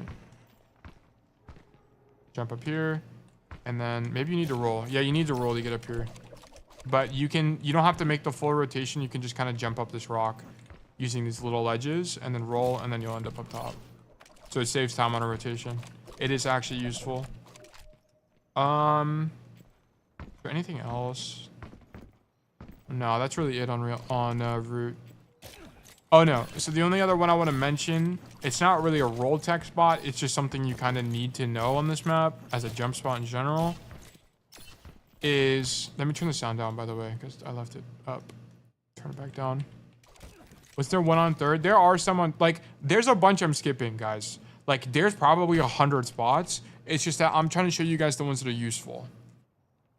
Because I don't want you guys going way into the depths on this and then just waste a bunch of time learning shit that doesn't matter. So just make sure you can roll across this gap. You can also just make the jump. It's a little particular, but you can. Also, you can make this roll as well. So that's useful sometimes. And then also know on this spot here, you can walk on this ledge. This white ledge you can walk on. So just make sure you know that. But this, you can just straight up make this jump. It's a little bit particular, but you can. You have to like start here and then jump across like this, and then do the same thing there. On third, and then on third, there's another spot you just need to know. So not only can you get on these boxes to get up top here, you can also come here on these missiles and jump on this lip here and get up top as well. This one's really important. And then there's some here, like I think you can Rolltech off these missiles and get up here faster. Like there's a bunch of stuff you can do over here, but it didn't really matter that much. Like maybe you can do this. I don't know. But none of this stuff is really that important. Maybe you can do it here as well. Yeah, probably, but it doesn't really matter. Anyway, those are the most important Rolltechs on Route 66. Okay, Shambali, there are none that matter. Gibraltar, there's only one. Oh, there's two. There's two on Gibraltar. Okay, so, and these are really useful. So on Gibraltar, on second point, well, actually there's 3, but the third one's a little bit more convoluted. So on second point here, this is really important for defense. What you can do is you can walk out the top here and walk into this and just roll. It's like a late tech basically, and you'll end up on top of these, and then you can walk up the shuttle. It's really good. Also, just keep in mind, not only can you jump on this box to get on top of shuttle, you can also jump on this box to get on top of shuttle. So just keep that in mind. A lot of people forget that this box exists. And then on third point, very, very rarely, if ever, you'll do this. This is more of like a clip farming type of situation. But you can come all the way over here, and then you can... Or no, is it not here? Wait, what? Isn't there a way? I thought you can get on the box. Maybe I forgot. This is how... I think they changed this point. I'm pretty sure this has changed. Because you used to be able to get on this box, jump up there, and then roll over the thing, but I guess it's just not a thing anymore. Oh, well, it didn't really matter anyway. It was like a clip farming thing. Anyway. Okay, so the other thing we're going to go to is on first point, you need to know that you can roll tech off the cliff. And it saves time on rotation. So sometimes you'll be like playing in main like this, and then you'll need to be up there. You can actually roll tech off the cliff. Oops. Oh my gosh. So basically what you do is you walk forward to this rock, look slightly to the left, and then roll tech. Sometimes you'll bonk on this thing. So I don't actually know the full lineup. Like maybe... Oh my gosh. Let's see here. As you can see, I don't do this one very often. Or you can just walk. Yeah, I mean, you can walk, but this saves time on a rotation is actually quite good. But you can roll off that, land up here, and then walk top here. If you can find a lineup for this, then it'll be pretty good, like to make it consistent. But this is like a non-negligible roll and is actually useful. And like keep in mind, guys, like I'm only trying to show like roll techs that are useful. Because unfortunately, just 90% of them are just garbage and not useful. You can walk on them. I think like this one you can't walk on. You can walk on the ledge itself, but like it's like this one is too high where you can't really walk on it. And you can kind of clip on it, but it didn't really work. Yeah, you can crouch. So you can like jump here and crouch. But it's like, yeah, you like start sliding on it. It's kind of weird. So if, like, I think if you could learn a roll tech here, it'd be faster. I think you can probably do it without roll. Like stand here, jump. I don't know. It exists. But either way, I just want to show you that this exists. Like it's possible that you can roll tech off this. I'm not really too obsessed about finding an exact lineup. Okay, so that roll exists. And then just keep in mind on this thing, you don't only have to jump on this little ledge to get across here and jump like this. You can also jump on this side as well to do the same thing. You can do it on Anna. It's weird. It's probably because she has a small hitbox. And then can you make this? I actually didn't investigate this. Yeah, but you can also roll off this box to the top here, which can be good sometimes. Because you might like poke here, whatever, and then jump up the box and roll over. It's actually quite good. So just know that as well. Okay, that is Gibraltar though. The most important one is the shuttle to get on top of shuttle. That is really good. It saves like an entire rotation and is quite strong. Okay, so that's all of escort maps. Atlas, there are probably some, I just don't know them. So I don't know on that. New Junk City, none that matter. Suravasa, none that matter. Blizzard World, there are ones that actually do matter on Blizzard World. So on Blizzard World, there are actually a few. This is one of the maps that have the most. So on Blizzard World, so the first one I'll talk about is on third. What you can do is you can jump on this little ledge here. Or maybe it's just, okay, you can stand on the first rock and then late tech up and you'll land up top here. And it's really good for flanks and opening up an angle, also to get to that side if you need to. So that exists on third. And then on second here, what you need to know is that you can get on tank normally without roll. So you can actually just come to this angle here like this, hold forward and jump. and you'll walk up the tank. Very important. And you can do this on attack. You have to roll though. You have to roll up this leg and you'll land up top here, and you can get an angle as well, which can be, it's actually extremely good. This is one you should be using pretty much every game. It's very, very important. Same with this. You should be using this pretty much every single game you play CAS. Also, do know that you can, that this part of the map exists. You can actually jump on this, and cross over to this side. You won't really use it, but it's good to know. Okay, and then on this point, there are a few. So one thing to know is that you can stand on these and jump over this wall. It's a little bit particular, but you can jump over the wall, and you can do it from both sides. Oh, maybe you can't do it from this side, never mind. But you can jump over this wall, which can be useful very rarely, but sometimes you can use it. But you do need to know this Rolltech. So what you do is you come over to this side, stand on the next to the hay bale, and then just do a perfect timing Rolltech. So just like a normal one, like this, and then you land up top. It's really good. It saves the whole rotation as well. Like that. You can also do it off this box. It's just a late tech and it's a lot more inconsistent. But sometimes you'll have to do that as well. And you'll land on this thing, and this thing you can just walk on. And then another thing to just know in general about this map is that you can jump on these barrels here, like this, and then jump on this ledge, and then jump to the window. And I think that is it on Blizzard World. Yeah, that's it. Oh, there is also this barrel one, but it's really hard to do. You can like late tech off this, I think, and you'll land up top. Actually, I haven't done it in forever. But you can do this, but it's very, very rarely. I've done it one time in a game and it was useful. But yeah, you can do that as well. It's just harder. It's like it's some late tech timing. Oh, also know that you can jump on these boxes and roll over like this. Also useful. Okay, but that's it on Blizzard World.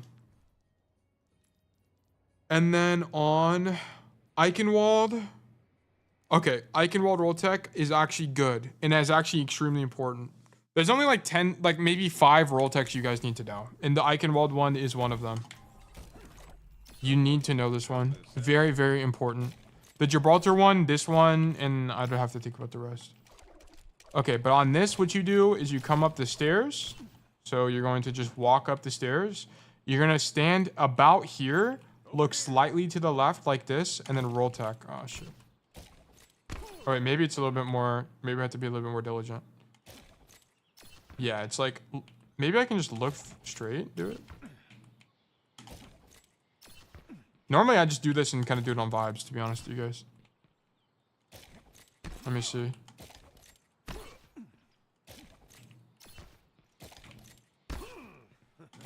Come on, can I get it?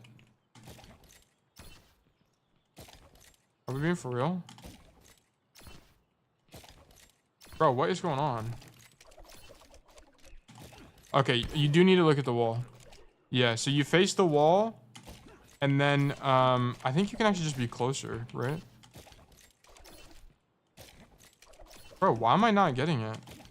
There we go. So you face I knew you look at this thing, you stand closer to the left side, and then just hit a Rolltech, and then you should be able to make it most of the time. I don't know why I'm not making it. Yeah, there we go.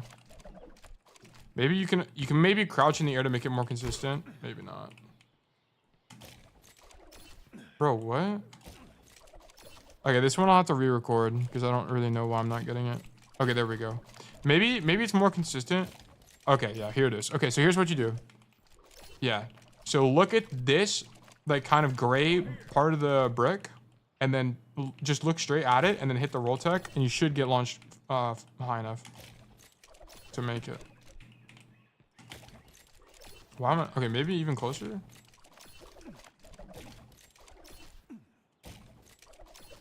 I think it comes down to timing. I like the flourish. I don't know. Dude, I'm just fidgety. Sorry. I'm really fidgety with the flourish. I'm sorry, guys. But basically, I think it just kind of comes down to like your timing. Oh wait, can you just do it in the corner? Yeah, you can. Okay, so maybe this is more consistent.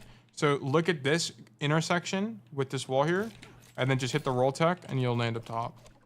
It actually, this is how you should do it, actually. Now that I've discovered this, this is it. Look at this thing. Just look at the wall, and then hit a Rolltech, and you should land up top. This is so much better. Yeah, that's way more consistent. So just do that. Okay, I'm glad that got discovered. So yeah, come to the corner, look at this thing, bam, hit it. Man, I'm just not getting high enough though. Sometimes I don't get high enough, so I don't know if it's bad timing or what. It's probably, it might be slightly late. I don't even know how to describe it. You'll have to practice this one to get a feel for it. And that's the problem with Rolltechs, guys. Like the problem with Rolltechs is some of them just don't have the same timing. The reason I like the Rialto one is it's like basically instant. It's like an instant Rolltech and it works a lot. This one is a little bit inconsistent, but it's not that bad. But this one is really good because the reason being is if you want to get to the high ground, otherwise you have to walk all the way through this way and up the ramp. Are you done with water views for tonight? Yeah, I'm done with water views. I'm going to do 3 more tomorrow. I'm going to do Montana's tomorrow. I'm just doing all this Rolltech footage, so then I'll edit it. And actually, I'm taking some of my own medicine right now and doing what I said I should do, not procrastinate. Okay, but that's the Eichenwald one. And then on Hollywood, there are none that matter on Hollywood. There are some, but there are none that matter. On Kings Row, there is... You playing it all this stream? I will. I'm almost done, guys. I've got like maybe 5, 6 more maps. I will play some this stream. I do need to take a break for a second and get a drink because I'm really thirsty, but other than that, I will play. Okay, so on this map, you need to know this one. This one's really easy to do. So you come to this generator thing. Notice the rails don't have any collision. Just walk in more of a little bit diagonal, and then just Rolltech, and you'll land up top here, like that. And then you'll make it to the top here. It's not extremely useful, but it does come in handy sometimes to make a rotation here to fight on defense. Because sometimes you'll have someone like already doubled up on the angle and you want to be on the high ground, or maybe you want to go for a rat dead eye or something. It'll be really good. And then another one is you can hit a Rolltech off this trash can. The timing is kind of hard and not consistent, so I don't really recommend this one that much, but it does exist. And if Roll ever got buffed, this would be one I would recommend more. But it's like kind of hard timing because it's like you have to step up the curb and then do it, and then you'll land up top. Yeah, there we go. Don't really recommend it that much though. And then there is another one that I can't remember how you do. Do know that you can jump on this sign, jump over here, and then jump on the statue. And then you can roll up top here like this. What are these mine I showed? I don't know if you showed these, but I just know these exist. And then from here, you can rotate this way. Crossing this gap is very important as caster. You need to make sure you know how to do that. I mean, it's really easy. You just straight up roll. You cannot just jump. You will not make it if you just jump. You have to roll. And then that is basically it. There is like another one where you can... I think you can Rolltech like this, maybe? Or maybe it got patched. There was one where you could like roll off these things and get up top. Maybe not. I saw a video of someone doing it, but it's got really bad timing, so I wouldn't worry about it. You can get on statue on attack. Yeah, I think it's... What, do you do this? I mean, you would never use this one if it did exist. I don't know. How do you do it? Like this? Yeah, like this. This is not good. You shouldn't really use this. But, I mean, it exists. Like, and that's the thing. Like, I don't really want to just show every Rolltech that exists. I just want to show ones that are useful. Kings Row, Midtown, none that matter. Noombani. No to the right. I think I got the one you're talking about. Yeah. Noombani. There is one on Noombani, but it's really hard, so I don't even recommend it. So don't worry about Noombani. Paraiso. Oh, actually, there is one I'll show you guys on Numbani. It's really easy. Just to show you guys exist. Now you can use it and jump to the ledge behind. Even if that is the case, you basically don't want to do that because you have to use roll to get to the high ground, and you don't want to be on the high ground without roll. Basically, is what it comes down to. Like that's not a situation where it's okay to use roll. Okay, on Numbani, just know that you can roll up the buses like this. And they can be useful because sometimes you'll play in main like this. And then on this side, just know you can roll up this as well to make this flank faster. You can also just walk this way, and it's the same thing. So just know that. Also know that you can walk up these stairs and jump on these platforms to get to the high ground. And then also know on third that you can roll to this thing over here to make this rotation a little bit easier if you need to. But you can also jump on these planters on this side of the map like this. And then from here, you can like roll to the high ground if you want, or play on this or whatever. Right, like you can play around all of these. You used to be able to stand on this, but I think they patched it. Yeah, they did. The only other one I'll show here, I should have changed the respawn timer. Sorry, guys. There's one more spot on attack that it's just really hard, but if they ever buffed roll, it would be actually quite good. Let me just get to it real quick. Okay. Just flex that Rolltech there. I mean, keep in mind you can jump on these to get over here as well. But you can actually Rolltech off this ledge to get up top here. I think it's a late tech. Yeah, it's like a late tech, but you can make it. And it's, I mean, it's just not useful. It's really hard, this one. But if they ever buffed roll, it would be, this would be really good. This, because then you can just get up here and flash somebody and kill them. And trading out there is not bad at all. But yeah, so that's it on Numbani. Whoops. That's it on Numbani. And then on Paraiso, there is one. And then there's one spot that almost works that I really hope they patch and make work, because it would fundamentally... Oh, there are two.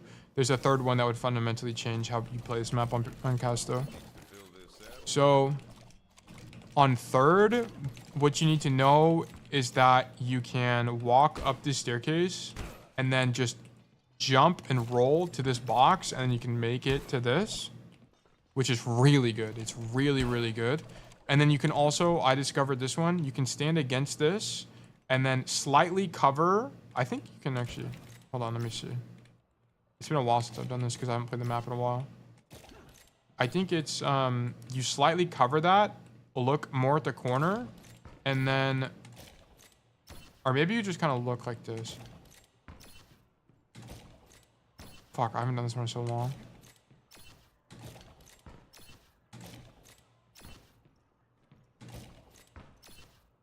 Oh my gosh, bro. There is a lineup. I have an old clip I'll show you. Look, I'll edit it in, but I have an old clip where there's a lineup here, and you can roll tech off this ledge and land up here, and it's consistent. I just forgot the lineup, and I don't want to pull it up right now, to be honest, guys. But you can roll tech. Okay, there we go. It's like that, basically, and then you can just jump across. It is consistent, but there's a lineup for it that I made that's consistent. But either way, you can just jump roll off that to that box and jump over there. You can also do jump tech off these trash cans, but it's hard and inconsistent. It's like a late tech. It's like, I don't know, like a sec. I don't even know. But you can get it. It is inconsistent though, so I don't really recommend it. And then in the future, I hope they add this, but you can late tech off this and almost look how heartbreakingly close you are to making it over the fence. I've tried this for hours, like an hour, and it didn't work. But you're so close to be able to make. If they lowered this fence even a little bit, you'd be able to make it, which would be really good. It would fundamentally change how you play this point, but you can't. And then the other one you need to know on Paraiso is that, and this is weird, but it is useful. You'll come over to this post here and then just pop a normal roll tech and you'll land up top. It's extremely good, because the reason being is on Cassidy, on Paraiso, on defense you'll play this angle a lot, and sometimes you'll want to go for a flank, and the problem with this flank is it just kind of takes too long. So you can do this mid rotation and make it up top and like cuts your rotation time in half. It's extremely strong. And it's honestly a must know on Paraiso. Honestly a must know. And then the only other thing to know is that you can roll on attack here. You can roll off this car onto the bus. And then from the bus, you can roll to the high ground, but this isn't very useful. You'll hardly ever do that. But it is an option. And then can you? Yeah, that's it. Yeah, that's it. Okay. And then maps. Let's keep going. We're almost done here, I think. Coliseo has some useful ones. Esperanza doesn't. New Queen Street does.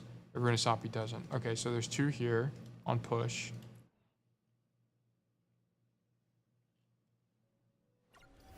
So there's one that's useful, and then there are other that exist that are just extremely difficult to do. So the one that's very useful, and that I use actually quite often, is you can jump. So notice how you can like kind of jump and then slide off the statue here. You want to get a slide like this where it's kind of extended, and then you want to just roll, and then you can make the jump this way. So it is a little bit easier if you do an angle like this, and then make it like that. It's pretty consistent. Once you get a feel for it, you'll make it more often. But it's extremely good, because what it lets you do is that if you ever make this rotation into mini room like this, you can just pop the roll, and then all of a sudden you're on the flank. It's extremely strong, and you can do it from both sides. It's the same thing from both sides. And then the only other, in the future, if they ever buff roll distance, it'll be way more consistent to make this one. You can actually jump from here to this, but it's really, really, really hard. Like very hard. I looked for an hour for a lineup, could not find it.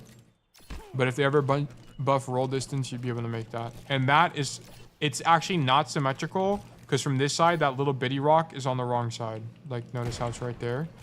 Or it's not, it's right there on the other side, but here it's right here. So it's different from both sides.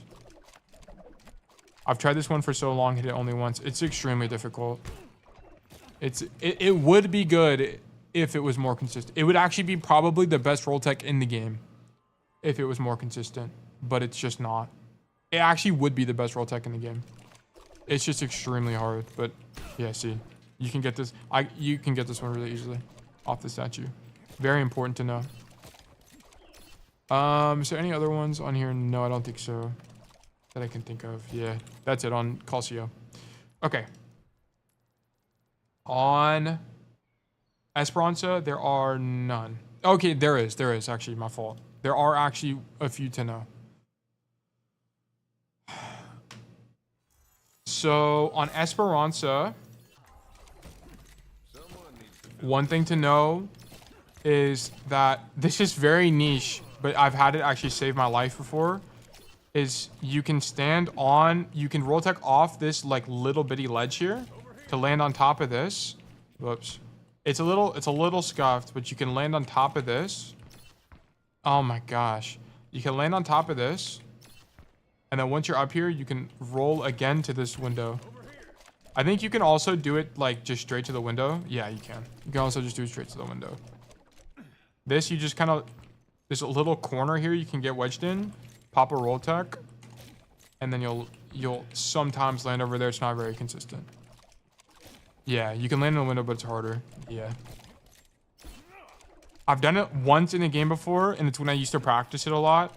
But it's not very easy. I can't remember the exact lineup, but it exists. There we go. If you stand, so how I got it is you stand on the very edge of this, and then look at this pillar, and then you can get it with the normal Rolltech. Another thing you can do is you can come over here. You can roll over the sign and then jump up top here. Very, very good. This one is very, very good. It's not like a use every game type of situation, but it is good.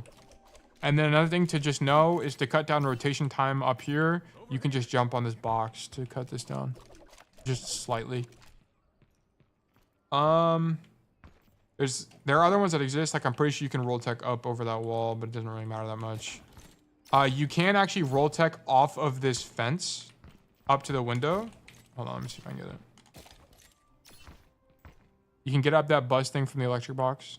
Yeah, I'll go over there in a second. That's actually a good shout. But you can Rolltech up to the window from here as well. It's kind of like, it's almost the same as the Paraiso one. You just stand against this and then hit the Rolltech. It's not as consistent. This is a Rolltech, late tech though. And you'll make it. And then you have this. Do you Rolltech off this? Is this what it is? Oh yeah, you Rolltech off that and then you can jump up top here. I actually did not know this one, so thank you for telling me this. This is crazy. This is actually really good. And it's consistent. This is cool, but it would be cooler if they just deleted as Ron. That's what I'm saying, actually. That's actually type shit I've been saying. And it's symmetrical. You can do the same thing on the other side, and I'll just demonstrate that real quick.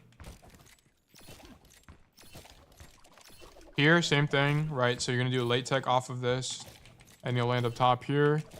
You can also do it with the power box. Oh wait, there's no power box on this side, so you can't actually do it on this side. I did not know that. Really interesting. But keep in mind, like, you can do this same thing as well, right? Jump on this box, roll through the sign, and then up. And then I'm trying to think. I think that's about it, basically. You don't really do the text on this map. Not as they exist, but they're not. It's good to know, but it's not like super important. New Queen Street is also kind of in the same boat. So on New Queen Street, it's not symmetric. It's slightly more awkward on one side than it is on the other. But on this map, what you need to know is that you can jump here, and then I think, no. You jump on this bench, and then it's a late tech off of this what is it called, vending machine, and you can actually land up top. It's not super easy, so this one would take practice, but it exists. Yep, got it. And then there is another, so this is one you just need to know in the game. You can jump from this window to this bus, or the tram. It's pretty easy. And it's relatively forgiving as well. You do need to just jump at the edge and then make it. But just know that this exists, and you can do it the other way as well. It's harder the other way around, but you can make it. And then on this side for this, it's a little bit harder because of the sign, but it's the same concept. It's you stand on the bench and then late tech and you can make it. If I can get it. Come on, bro.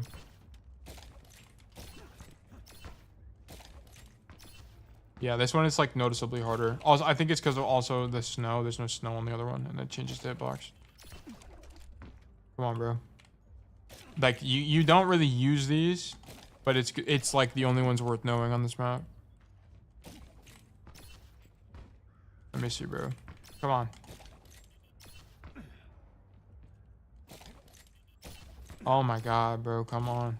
Anyway, you can make it. I'm not going to sit here forever and try to do one that doesn't really matter that much, but you can make it. And then on... What else do we have? Runasapi, there are none that matter. Actually, there is. It's not a tech, though. It's just a spot to know. So what you can do is that you can pick cast, as always.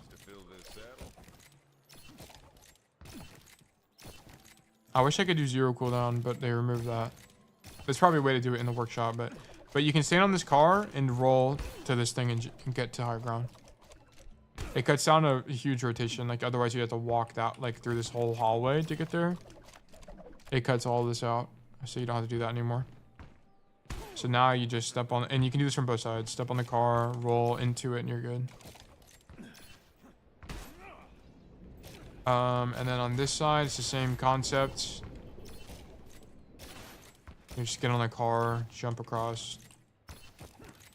I missed it, my fault. Wait, is this one different? Wait, this one's actually higher, I didn't realize. This one's a little bit tougher. You gotta look at this corner, get to the top of the car, look at that corner, and then roll toward it. And you'll make it. So yeah, this one's less forgiving. I think it's slightly higher. Yeah, there we go. Gotta go to sleep. Have fun, guys. Yeah, thanks for tuning in, bro. We're almost done wrapping. We're gonna wrap this up, and then I'll get some gameplay in. That's the only one worth knowing on Runasapi. And then... Oh, crap. We have all the control maps. Okay, we're almost done. We're almost done. Rip off the band-aid, guys. Antarctic, are there any that are useful? No. Busan, are there any that are useful? Like a base city center. Yes, there's one. How do I pick the map? Do you guys remember? I think it's...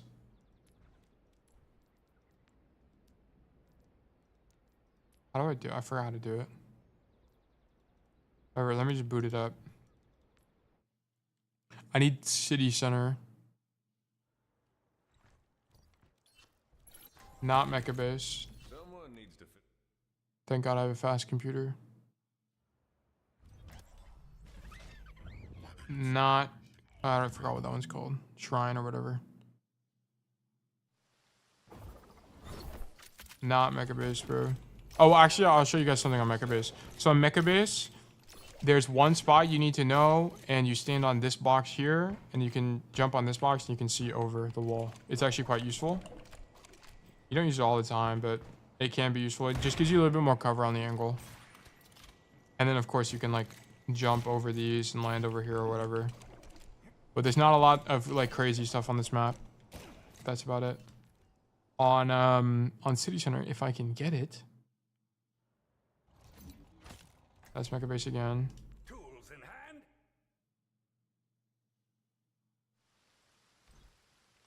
That's sanctuary. Bro, really? Can we be so for real?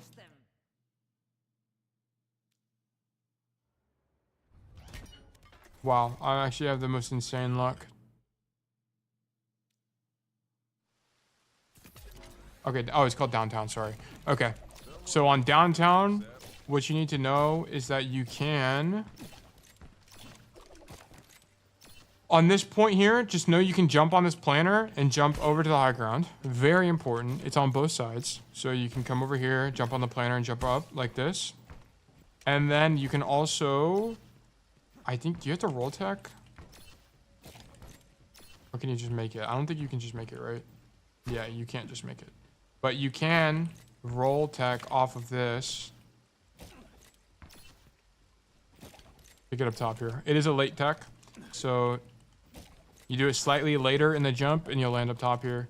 Not extreme. I mean, obviously not extremely useful. Like, you're going to be in a very vulnerable spot in this high ground. But sometimes for, like, really cheeky dead eyes, you can make something work here. But that's it on Busan. There's not really any.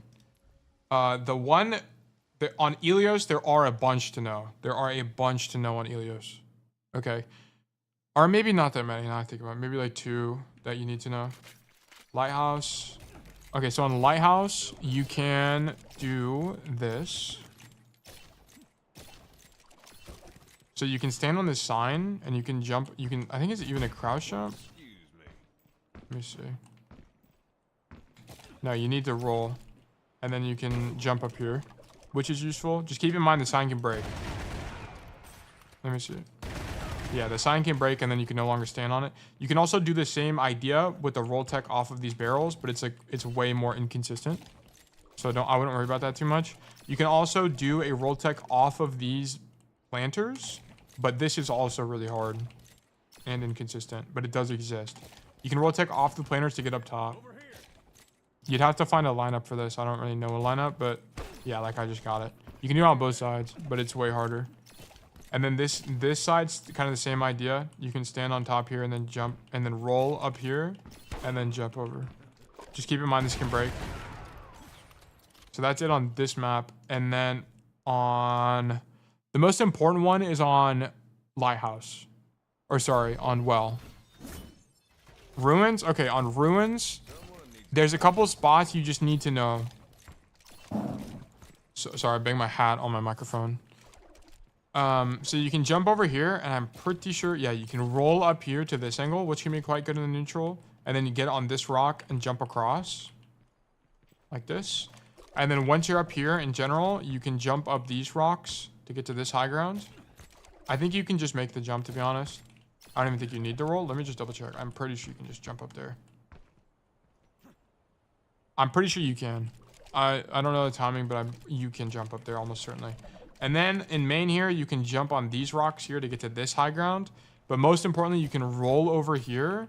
then you can roll over here, and then you can roll over here, which you will actually use. There are situations where you will use that, like, sequence of rolls to get up top here. And then I think you can also do, I can't remember how it works. Is it this?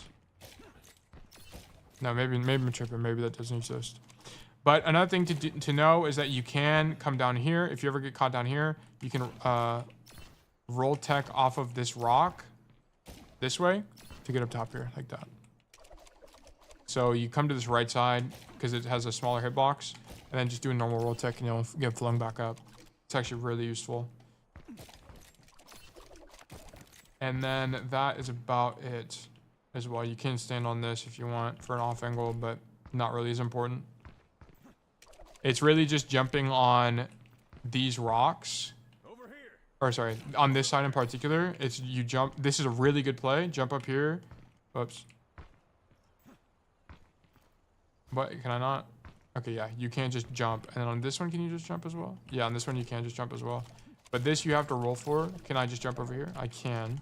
And then I can roll across this way. It is really good. Getting this high ground is, you won't do it all the time, but it's a good play to have on this map. Okay, oh, sorry. And then I need to show the one on well. So this well one, hopefully I just get it first try. That's Lighthouse. We will crush.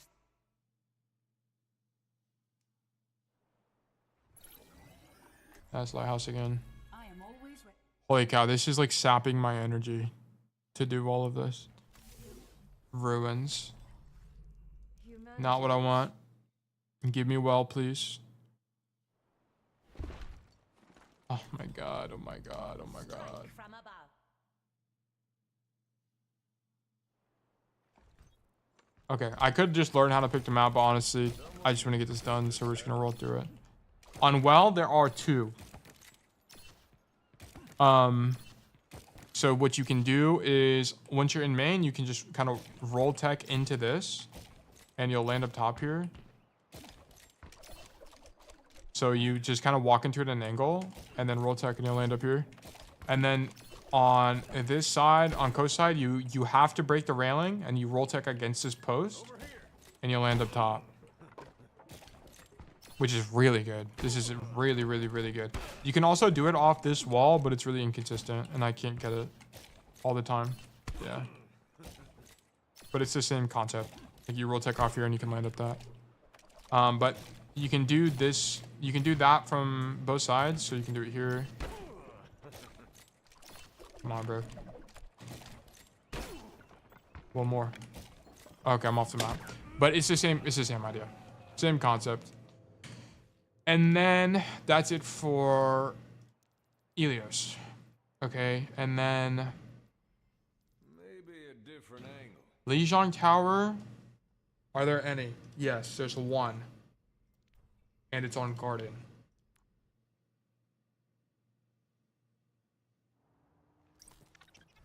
Ow, my neck. Nope, that is not Garden. And this isn't even a roll tech, this is just like a spot to know. So one thing to know on Lijiang Garden is that you can come all the way over here and then just roll across this gap. And this is like a do 50% of the time type of roll. It is extremely strong. You need to know that. And then the only other thing that's useful to know is that you can actually walk up these rocks.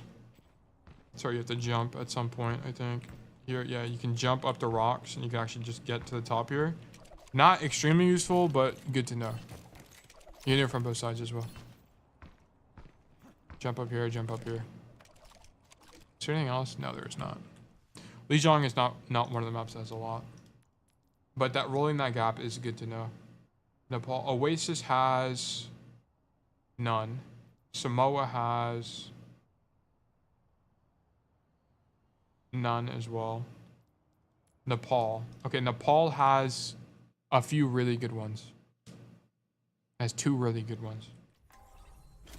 On Village, there's one, and it's not that good, but it is good to know. Is you can roll tech off of these things to get up top. Come on, bro. Let me get it. There we go. It's, I'm pretty sure a normal Rolltech, and you can get up top here. It just saves like literally half a second, which is why you don't normally use it, but it does exist. And they're also, I forgot. So these are actually quite inconsistent, but if you can learn them, they are good. You can roll up the hills here, which can make rotations really useful. Let me see. Yeah, you need to like carry your momentum as you do it. So it's like full walk, and then right as you get to the wall, you roll. It's quite hard to do. This is like, you have to get in game to practice it. There's not a rule. There's not like a way to, like a consistent way. It's just one you have to practice. But you can do it on this side, and then you can also do it on the other side. So on this side, same concept. Roll here, and then you can stand, there's a little ledge here you can walk on and then get across like that. So that is village. And then there is sanctum. There's one. This one you need to know. You need to know this one. So there will be situations in this map where you have to fall, like you'll be fighting here and you have to fall down into U-Haul. And normally this is just a really terrible place to be stuck. What you can do is you can stand on this side of the dresser and then look kind of diagonally like this, Rolltech, and you'll get flung up top. Very, very important. Extremely important on this map. I think you can do it from both sides as well. Yes, you can do it from both sides. Yep. It's really easy to do. It's a lot like the Rialto one, and it will save your life many, many times. So that one is also good. And that's the only one on Sanctum. And then the last one I need is on Shrine. This one is also really good. That is Village.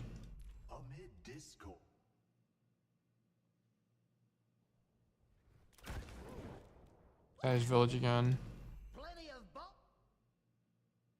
Let me get a Shrine going. Don't worry, Let me get a Shrine going. Let me get a Shrine going. Guys, I wish I knew how to do this. But we're almost done. I think this might actually be the last map. And I'm not baiting. Someone needs to fill this up. Can you make this? Probably. It doesn't really matter that much though. Okay, so this one's really important to know.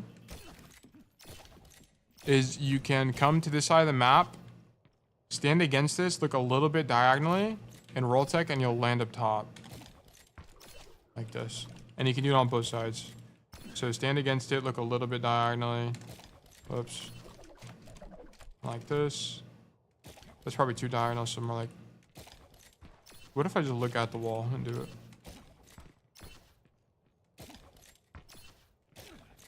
Yeah, you can also just look at the wall and do it. Is there like a consistent place? Yeah, so okay, so you can look at this splatter on the wall maybe? Or no? Okay, you can just look at the crack here. Just walk toward and look at the crack. And then do a tech and you'll get up here. It's a little bit, it's not perfect timing, but it's a little bit late. And it's probably the same idea here as well. So just walk toward the crack. Yeah, same idea as well. Right.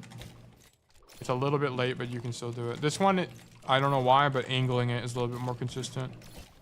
But yes, that one is really good because you can get up here and fight or like look for good angles or something. I don't do this one very often, but I do use it. I do use this one. Okay, and is that it? Is that it? Not on Oasis, none of some, all these are done. Don't care about those maps. None on Shambhala that matter. None on the flashpoints that matter. There was some on the old Saravasa, but they weren't very good. I think that's about it. Yeah, that's it. That's actually all of them. But long story short, like, most Rolltechs are not useful. They're too hard. We did do it. It took forever. I'm actually so tired I'm so glad it's over. But the thing, most Rolltechs are just not good. Okay. As much as we think they're cool and I want them to be good, they're just garbage. And not only are they not good, they're also too hard.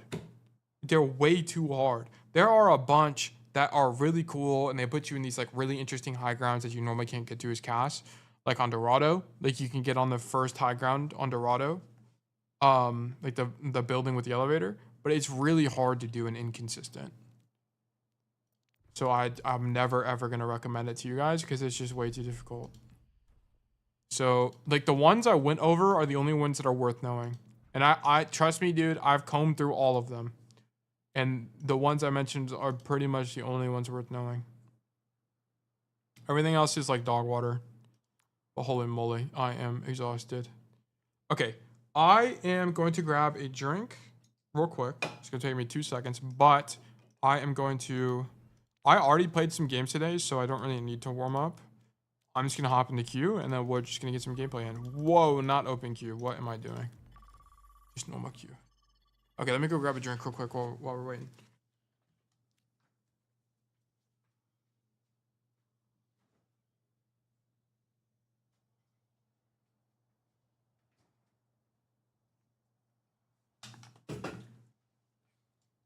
Okay, I'm back. It was very quick.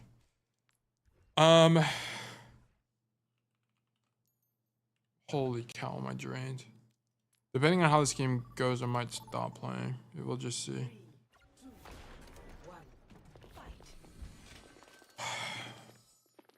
Okay. But yes. Rolltech, what the hell? I want to do options. I want to turn down the volume here. Rolltechs in general, not really that useful. They're cool, but don't go down the rabbit hole. So the whole reason I want to make the guide is I just want people to save time. Like I've already gone through most, if not all, of the Rolltechs that exist.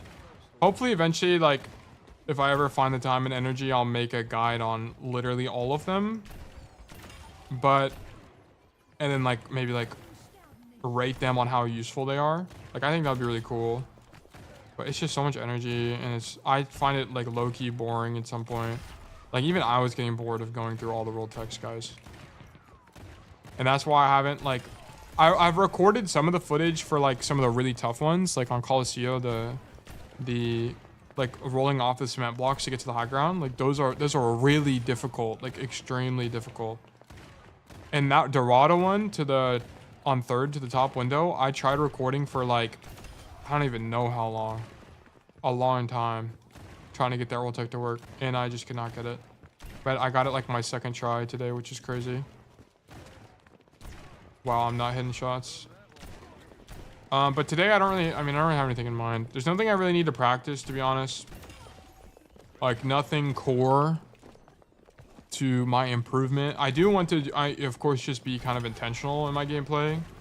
Like I'm losing my voice a little bit, but I do want to try to narrate kind of what I'm doing. I'll probably play like 4 games. Definitely not as many as last time. Definitely not. I do not have the energy for that. Definitely do not have the energy. Okay, but here you guys can vote for New Queen Street, or I can roll either one. It doesn't really matter. I really don't care, so I'm not gonna pick.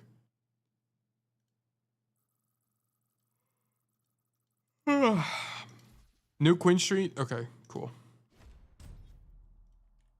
Let me turn my sound back up. Select your hero.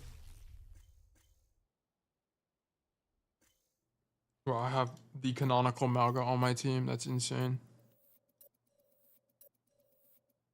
Top Malga Gaming. Choose hero bands.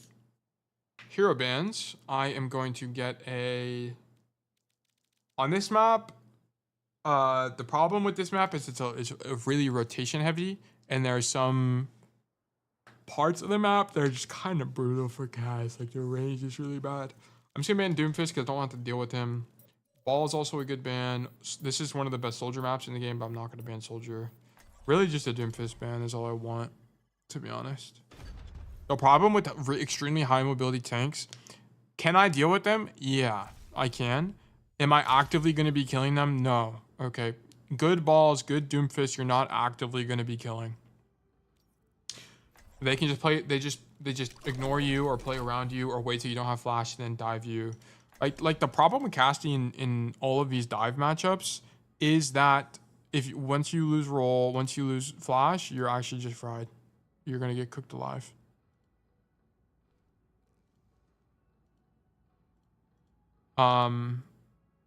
The best tanks to carry against on cast are the ground tanks for sure. Orisa, Ram,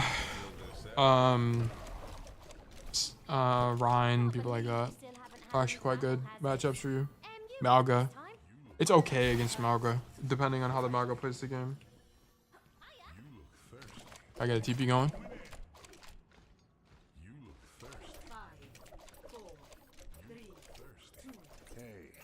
What is going on? Alright, no sim TP going. So here I generally want to play either the main angle or the right side high ground. If I'm going to get out range on the right side high ground, I'm going to give it up. Also notice my tank is going to be flanking, so I might actually just play more conservatively off rip. Yeah, I'm just going to chill. So normally I don't take this angle, but it's just kind of like, given the circumstance, I don't want to take any risk when my tank is, you know, flanking, right? And I just want to be conscious of the right angle and if getting swung wide. Yeah, like that. So, and me dying there is me getting stuck on the fucking trash can. That's actually so stupid lame. See, I got stuck on, I would have actually just lived, but I got stuck on the trash can. That's so fucking stupid. Pick up the pace, everyone. They're in the lead. So that's just, I actually knew he was rotating too, so this it's literally just a lame mistake. Don't overthink it. Holy moly.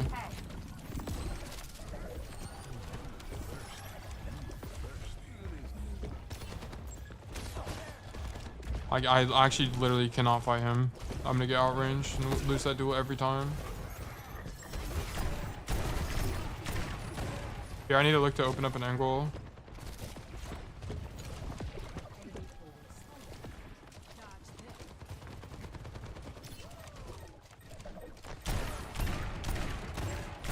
This is the type of flanking I need y'all to do.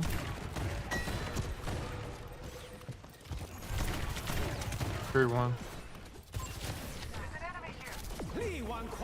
I thought I saw somebody, but I guess I did not.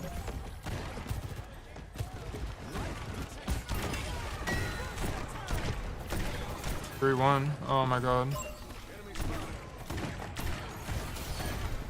Did we kill Rian? Do I die here? Man, fuck. That's so lame. Wow, we got a tracker player. They still haven't seen my ace.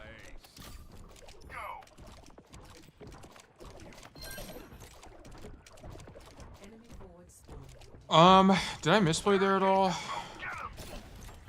Maybe I shouldn't have gone for, tried to go for the Wu Yang, because I like went wide again. Oh, I should have waited for a roll there. Mistake. Here, my Sojourn is going to be playing main, so I'm going to look to play the angle. I might have timing to catch someone. I need to turn up my audio. I don't really need to kill people here. I just need them to know I'm here, so they give me resources. Being low. Yeah, fair, by the way. Fair. Extremely fair hero, by the way. So he hits one shot on me. Instant in-game. Okay, cool. Yeah, my fault. I got outskilled. Shit, my fault, actually. Wu Yang is so broken. My problem with Wu Yang is his hitbox is so unbelievably forgiving for how much damage he does. You just aim at the floor and you just win duels. It's actually insane. I have to work 5 times harder to win duels than he does. Albeit I'm hit scanned, right? But it's just so lame.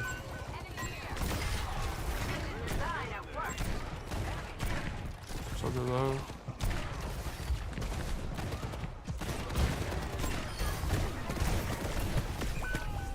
Blank Wu Yang crazy. I probably made a positioning mistake there. I'd have to look at it again. I don't really know. I wanted to, I don't know. Whatever. Well, I'm dying a lot.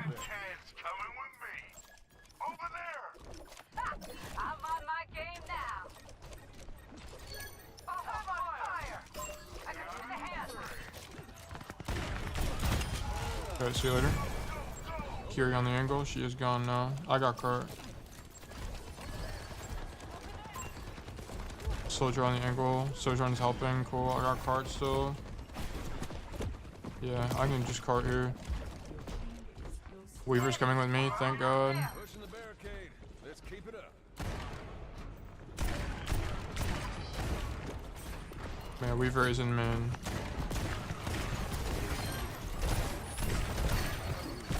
Okay, that was a good pull. It was he like prepped the pull in case I got hooked. So that was actually low-key good. I'm just main botting here because my whole team is on off angles. Like, so it doesn't really matter. Like, me taking an angle is actually worse. So I'd rather just push cart. Also, against the enemy comp, angling for me is not that good, as you've seen. Like, the 1v1 I took in the Wu Yang, I probably could have won that. Like, there's probably some micro I could have done better. But honestly, my team just kind of needs me to cart right now. Okay, we should have dead-eyed that guy earlier, maybe. Here, I'm low HP. I'm gonna get out.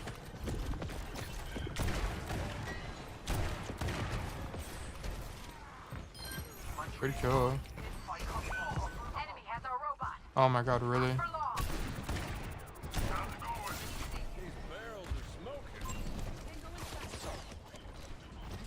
Okay, just awkward, really. Unfortunately, there. Toggle half. I actually did so much damage to him. Margaret's dead. I need to live here.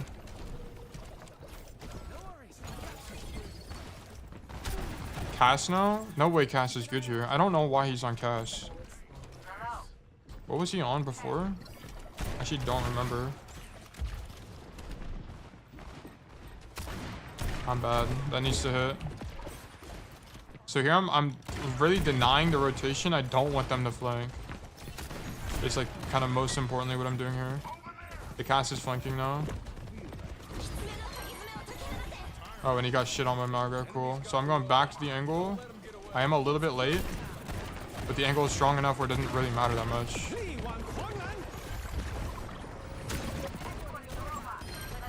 Yeah, like look how strong this angle is.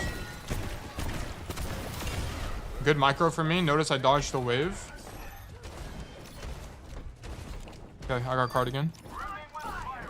So a big reason why we won that fight is because I denied the rotation from literally everybody. No one can flank there. So they're forced to fight. And my Malga, even though the cast does push, I bought enough time for Malga to set up a slam. But that's my tank player honestly just doing really well, to be honest. Here I might actually flank now. Yeah, I'm actually gonna flank now. I have Deadeye, so I can look for a play.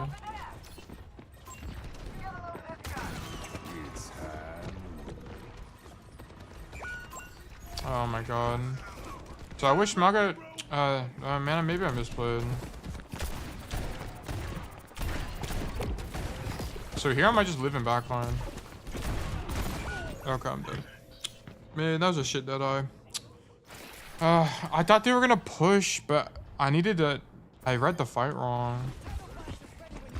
That was a bad Deadeye. Something about that, like something I thought the Malga Slam was gonna force them backwards, but they actually just pushed in to avoid me. So maybe I used it too early.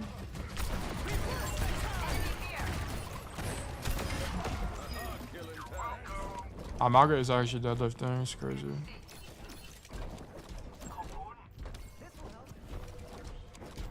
So notice I don't have a really high damage stat. It's because I'm not playing in main. I'm like flanking and denying angles and late rotations. And I'm also cart botting. And that's why stats aren't really everything. I wouldn't say I mean, am I deadlifting?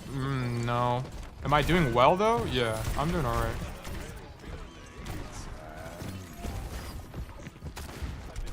Fuck no. That's so much damage. I unfortunately missed a good rotation. I do get out, but that was a little sketchy.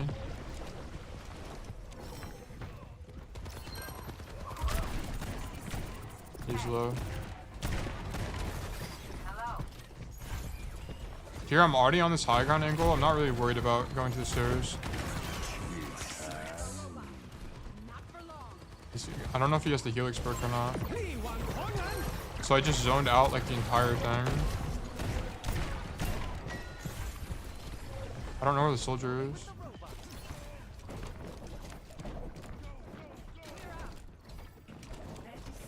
I can cart. Oh, I'm feeling lightheaded. I'm playing well though. Margaret's in. I need to help Margaret.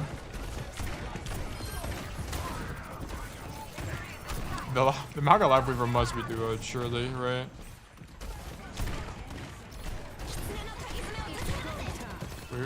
3-1.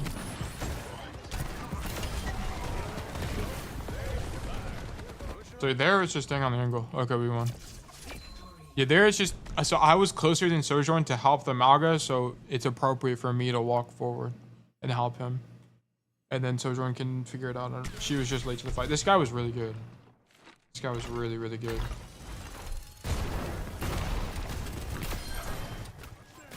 Okay, nice game. Expected. Wow, that's so sad. 44-77 on Cass. Almost champ Cass.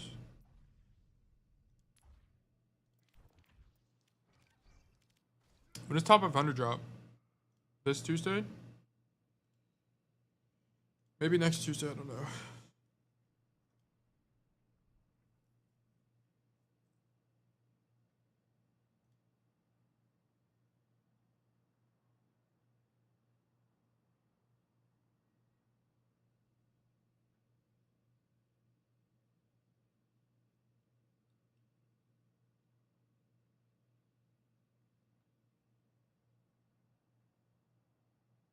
All right, let me get a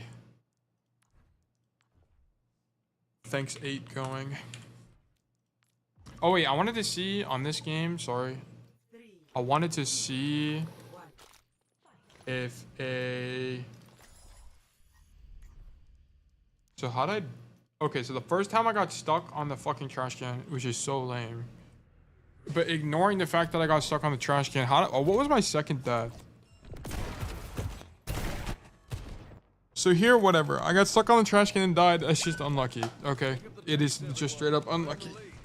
What was this second death? So here I ate a little bit too much spam. I could have been more least. So this was really good that I gave up this angle. Because if I tried fighting here, I'm actually throwing. There's actually 0 chance I win this fight ever. And Wu Ying on the angle is good enough, honestly. I'm gonna hit the hay. See you later. Yeah, thanks for tuning in, bro. Always appreciate you, man. Yeah, stream tomorrow will be around 4:30 p.m. CST.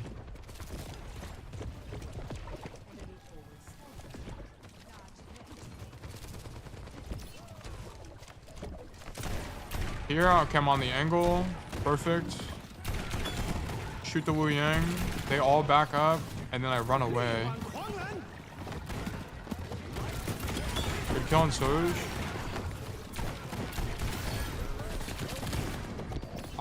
Okay, so how do I live here? I needed to commit to the rotation, I think.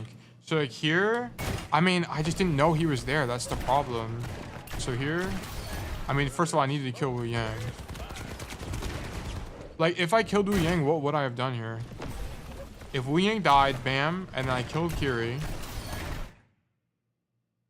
The roll probably, maybe it's just a bad roll.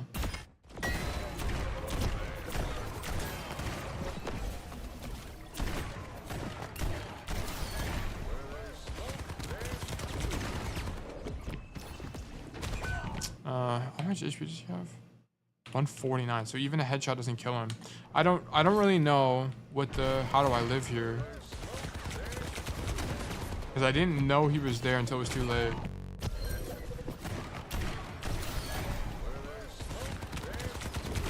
It's just kind of unlucky, I'm gonna be honest. That's just kind of unlucky.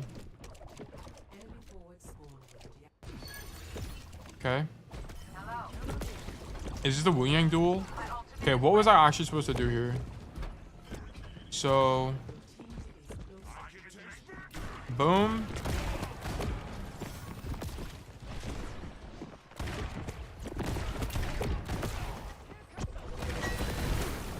I have to dodge wave, I think.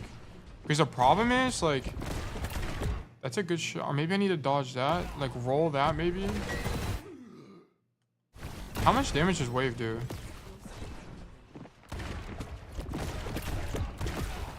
That does so much damage. Okay, maybe I need to not get hit by the first thing. So taking that one is bad. So how do I, like, dodge that, maybe? Maybe here? I don't want to insta-swing. That's just kind of unlucky. 95 damage.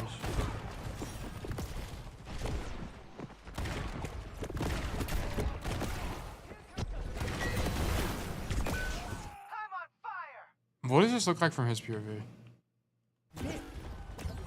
How do I win this? God, Wu Yang is so broken, actually. So he spams me out of the angle.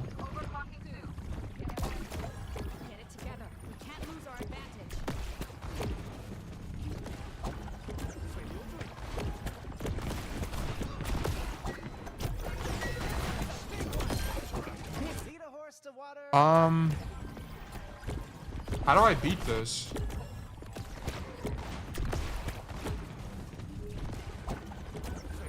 Maybe I should have gone insta wide, like, cause I need to, like, honestly not take damage. Like, eating that one, maybe I should have just gave it up, but he's also low. Here comes a big one.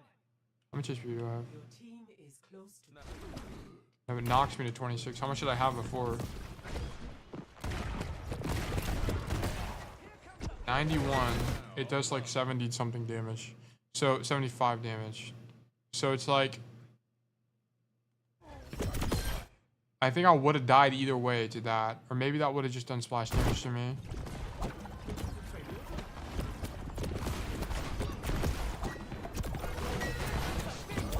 I really don't know. Maybe I just need to play the angle, like tied to the angle. Like here, I don't think, okay, I think I shouldn't have gone wide, but I think against Wu Yang though, like if I stay behind that, do I win? Like if I just stay, like here's what I'm saying, like if I just stay here, is this winning? Like I need to bait out wave, I think. I need to bait it out or wait or something, because the problem is he also gains HP with wave. I mean, not very much, but he does gain HP.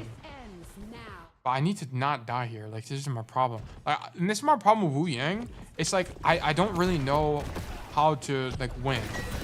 How do I win? Like, what is the metagame here? Dodge wave?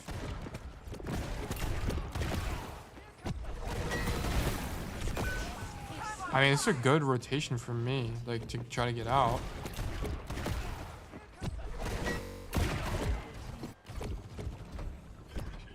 I am obsessing over this, but it's because I'm trying to figure out how to win the Wu Yang matchup. Because this is bound to happen more times.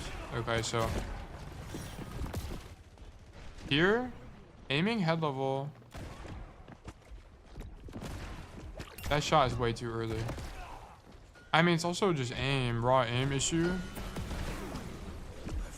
I don't know. I seriously don't know. Time to move on.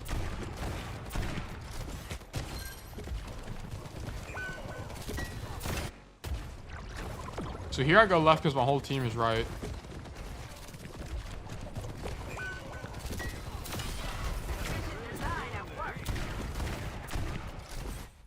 Maybe I killed the soldier there. I don't know. All right. Many lessons were learned. Any of these maps, I really don't care. I don't care. I like Dorado. I'd like to play Dorado. I'll play Dorado. Actually, I just don't give a fuck. Whatever map, bro.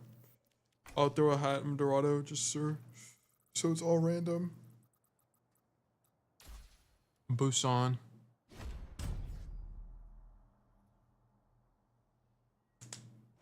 select your hero. Let me get a cast going.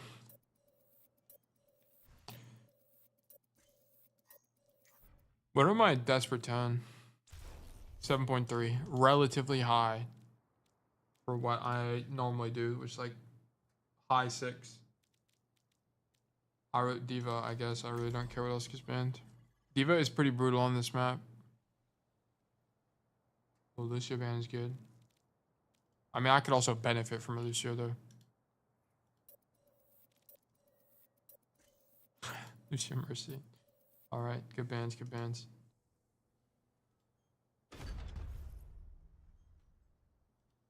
Venture Freya, they banned me out, bro. It's so over for me.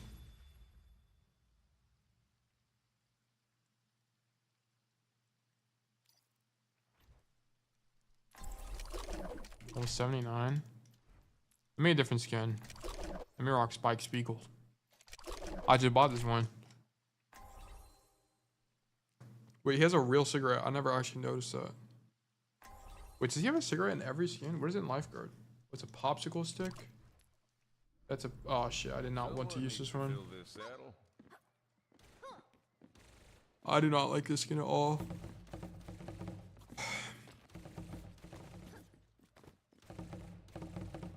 Alright, let's get a win going.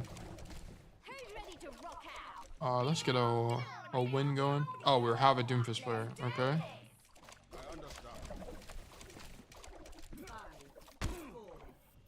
Yeah, you're just gonna go left. You just want drum control here.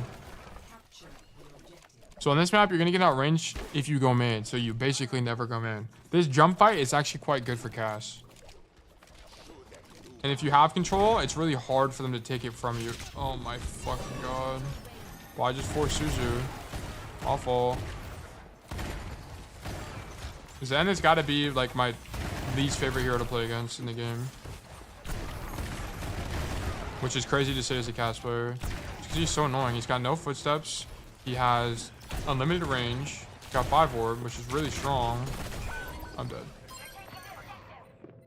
Okay, my sacrifice was not in vain, hopefully.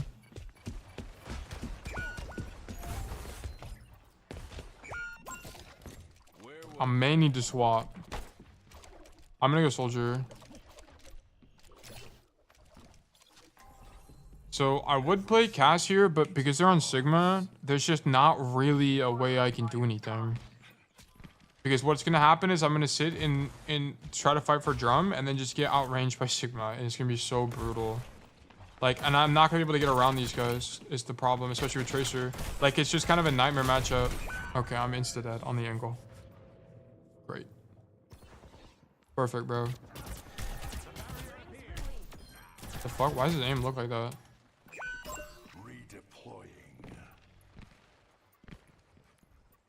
Yeah, this might just be the nightmare game.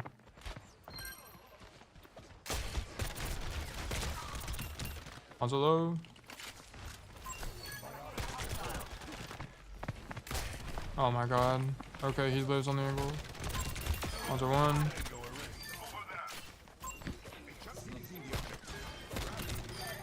Nice.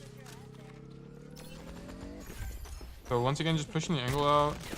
I want them to have to fight for this. Nice Suzu. Wow.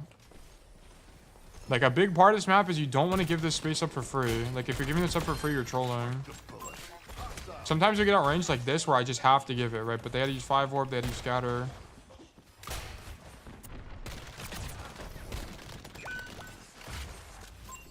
And it's just because this left side of the map is so important.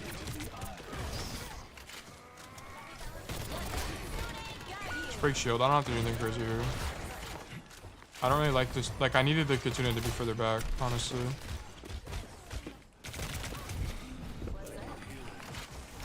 I need to like, totally rotate. Like, heavy rotate.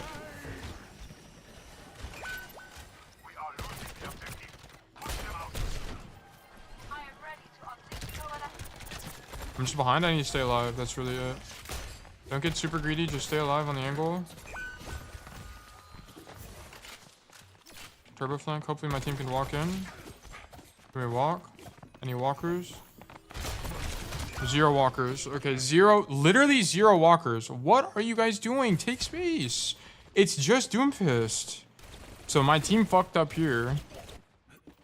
Oh my god, that's so stupid. Why are we just jerking off? Yeah, I got Visor. Visor's not gonna be that good in this comp.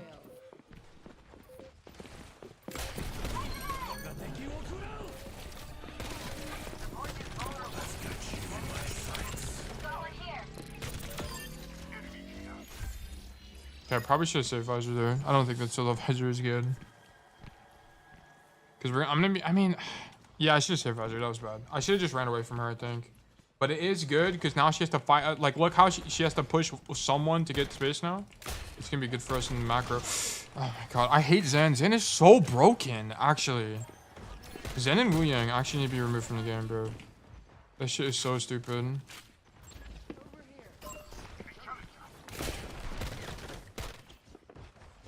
I'm just going to give it. I'm just going to give it.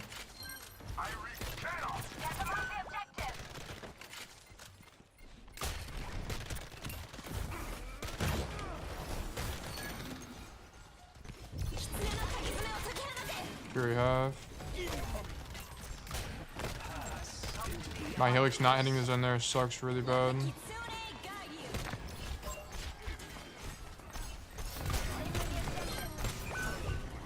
Oh my God.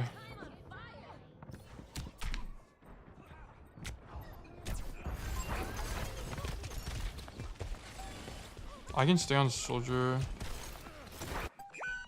So the other option for a swap here is Sombra. But Soldier's gonna be good enough because I'm relatively fast and I have range. So it's not gonna be that bad.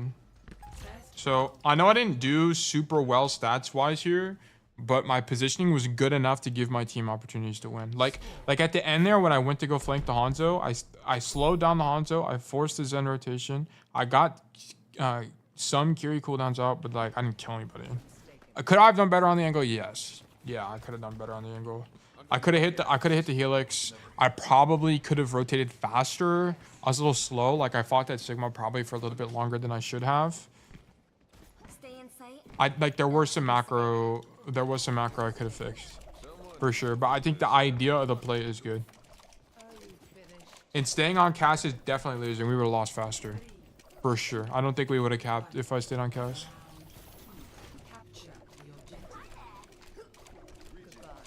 So I'm not off-angling here because literally the left side is my best play. Right side is garbage. It's so bad for guys. I can't make the jump. Alright, why can I not make the jump, bro? There we go.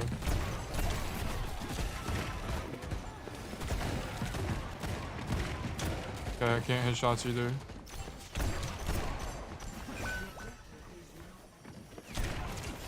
And now I'm gonna rotate. I hate Zen, bro. Oh, okay. I can go back that way, bro.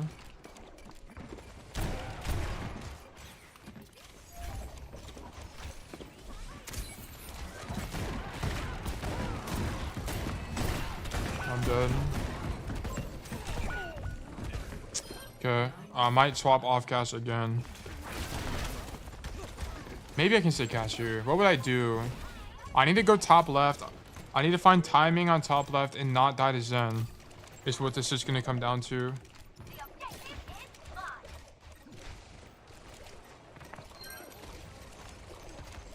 Someone on point.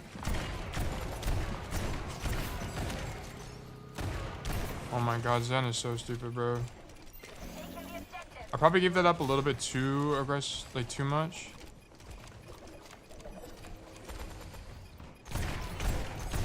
I hear you too, bro. The Zen is really good. So notice there that I heard him charge 5 orb, so I didn't peek him because I knew he was going to check me. I knew he was. So here I need to set up.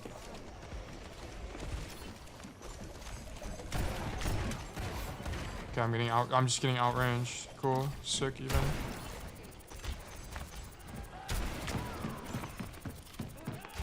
Lots of damage on tank. Just don't die to spam. Recall. Nice kills. Crap, I need a headshot there. I thought I saw a Reaper TP, but I'm tripping. Here, I honestly don't even want to peek against this, bro. Like, if I die to Hanzo or Zen, I'm actually trolling.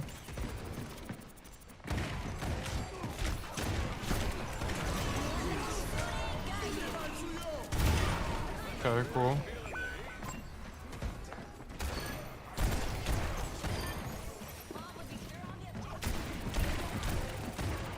So the bat made a mistake in reswimming me there.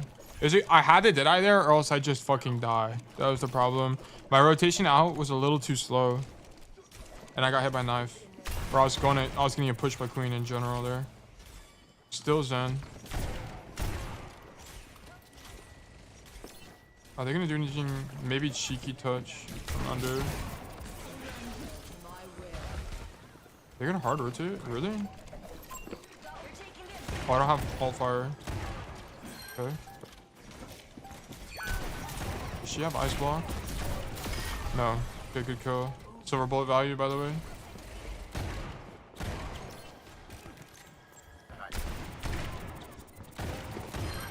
Nice. Good game, guys. I played that really well from a macro perspective. Lots of good rotations. Running away from Hanzo. Not dying to Zen. Getting off Cass. Understanding when Cass is bad. If they weren't Sigma, like they played Queen here, if they weren't Sigma on the first map, I would have stayed Cass. But it's just the Sigma made it impossible.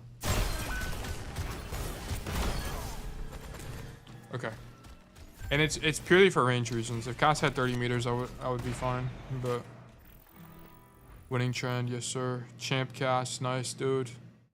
Love to see it.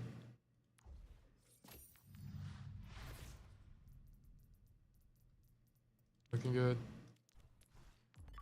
Okay, let's get another one going. Wow, I'm running out of energy.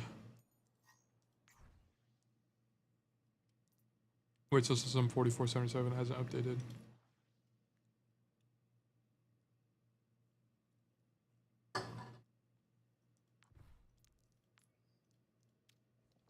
Where's tail? Am I actually placed on Cass? I'm not. Really? I guess that makes sense. I need 2 more games. Okay. Crap. I may actually, guys. I think I'm gonna wrap it up here. I'm like out of energy. I got 2 games in. We did the Rolltech footage, and I did some coaching. Tomorrow we'll do coaching, and then I'll probably play more. I'm not gonna do the Rolltech segment. But thank you guys for tuning in, man. I really appreciate your guys' love, attention, and support. It keeps me motivated to keep moving on. And yeah, we'll do some more gameplay probably tomorrow. But once again, thank you guys for tuning in. And I hope all of you have a fantastic rest of your day.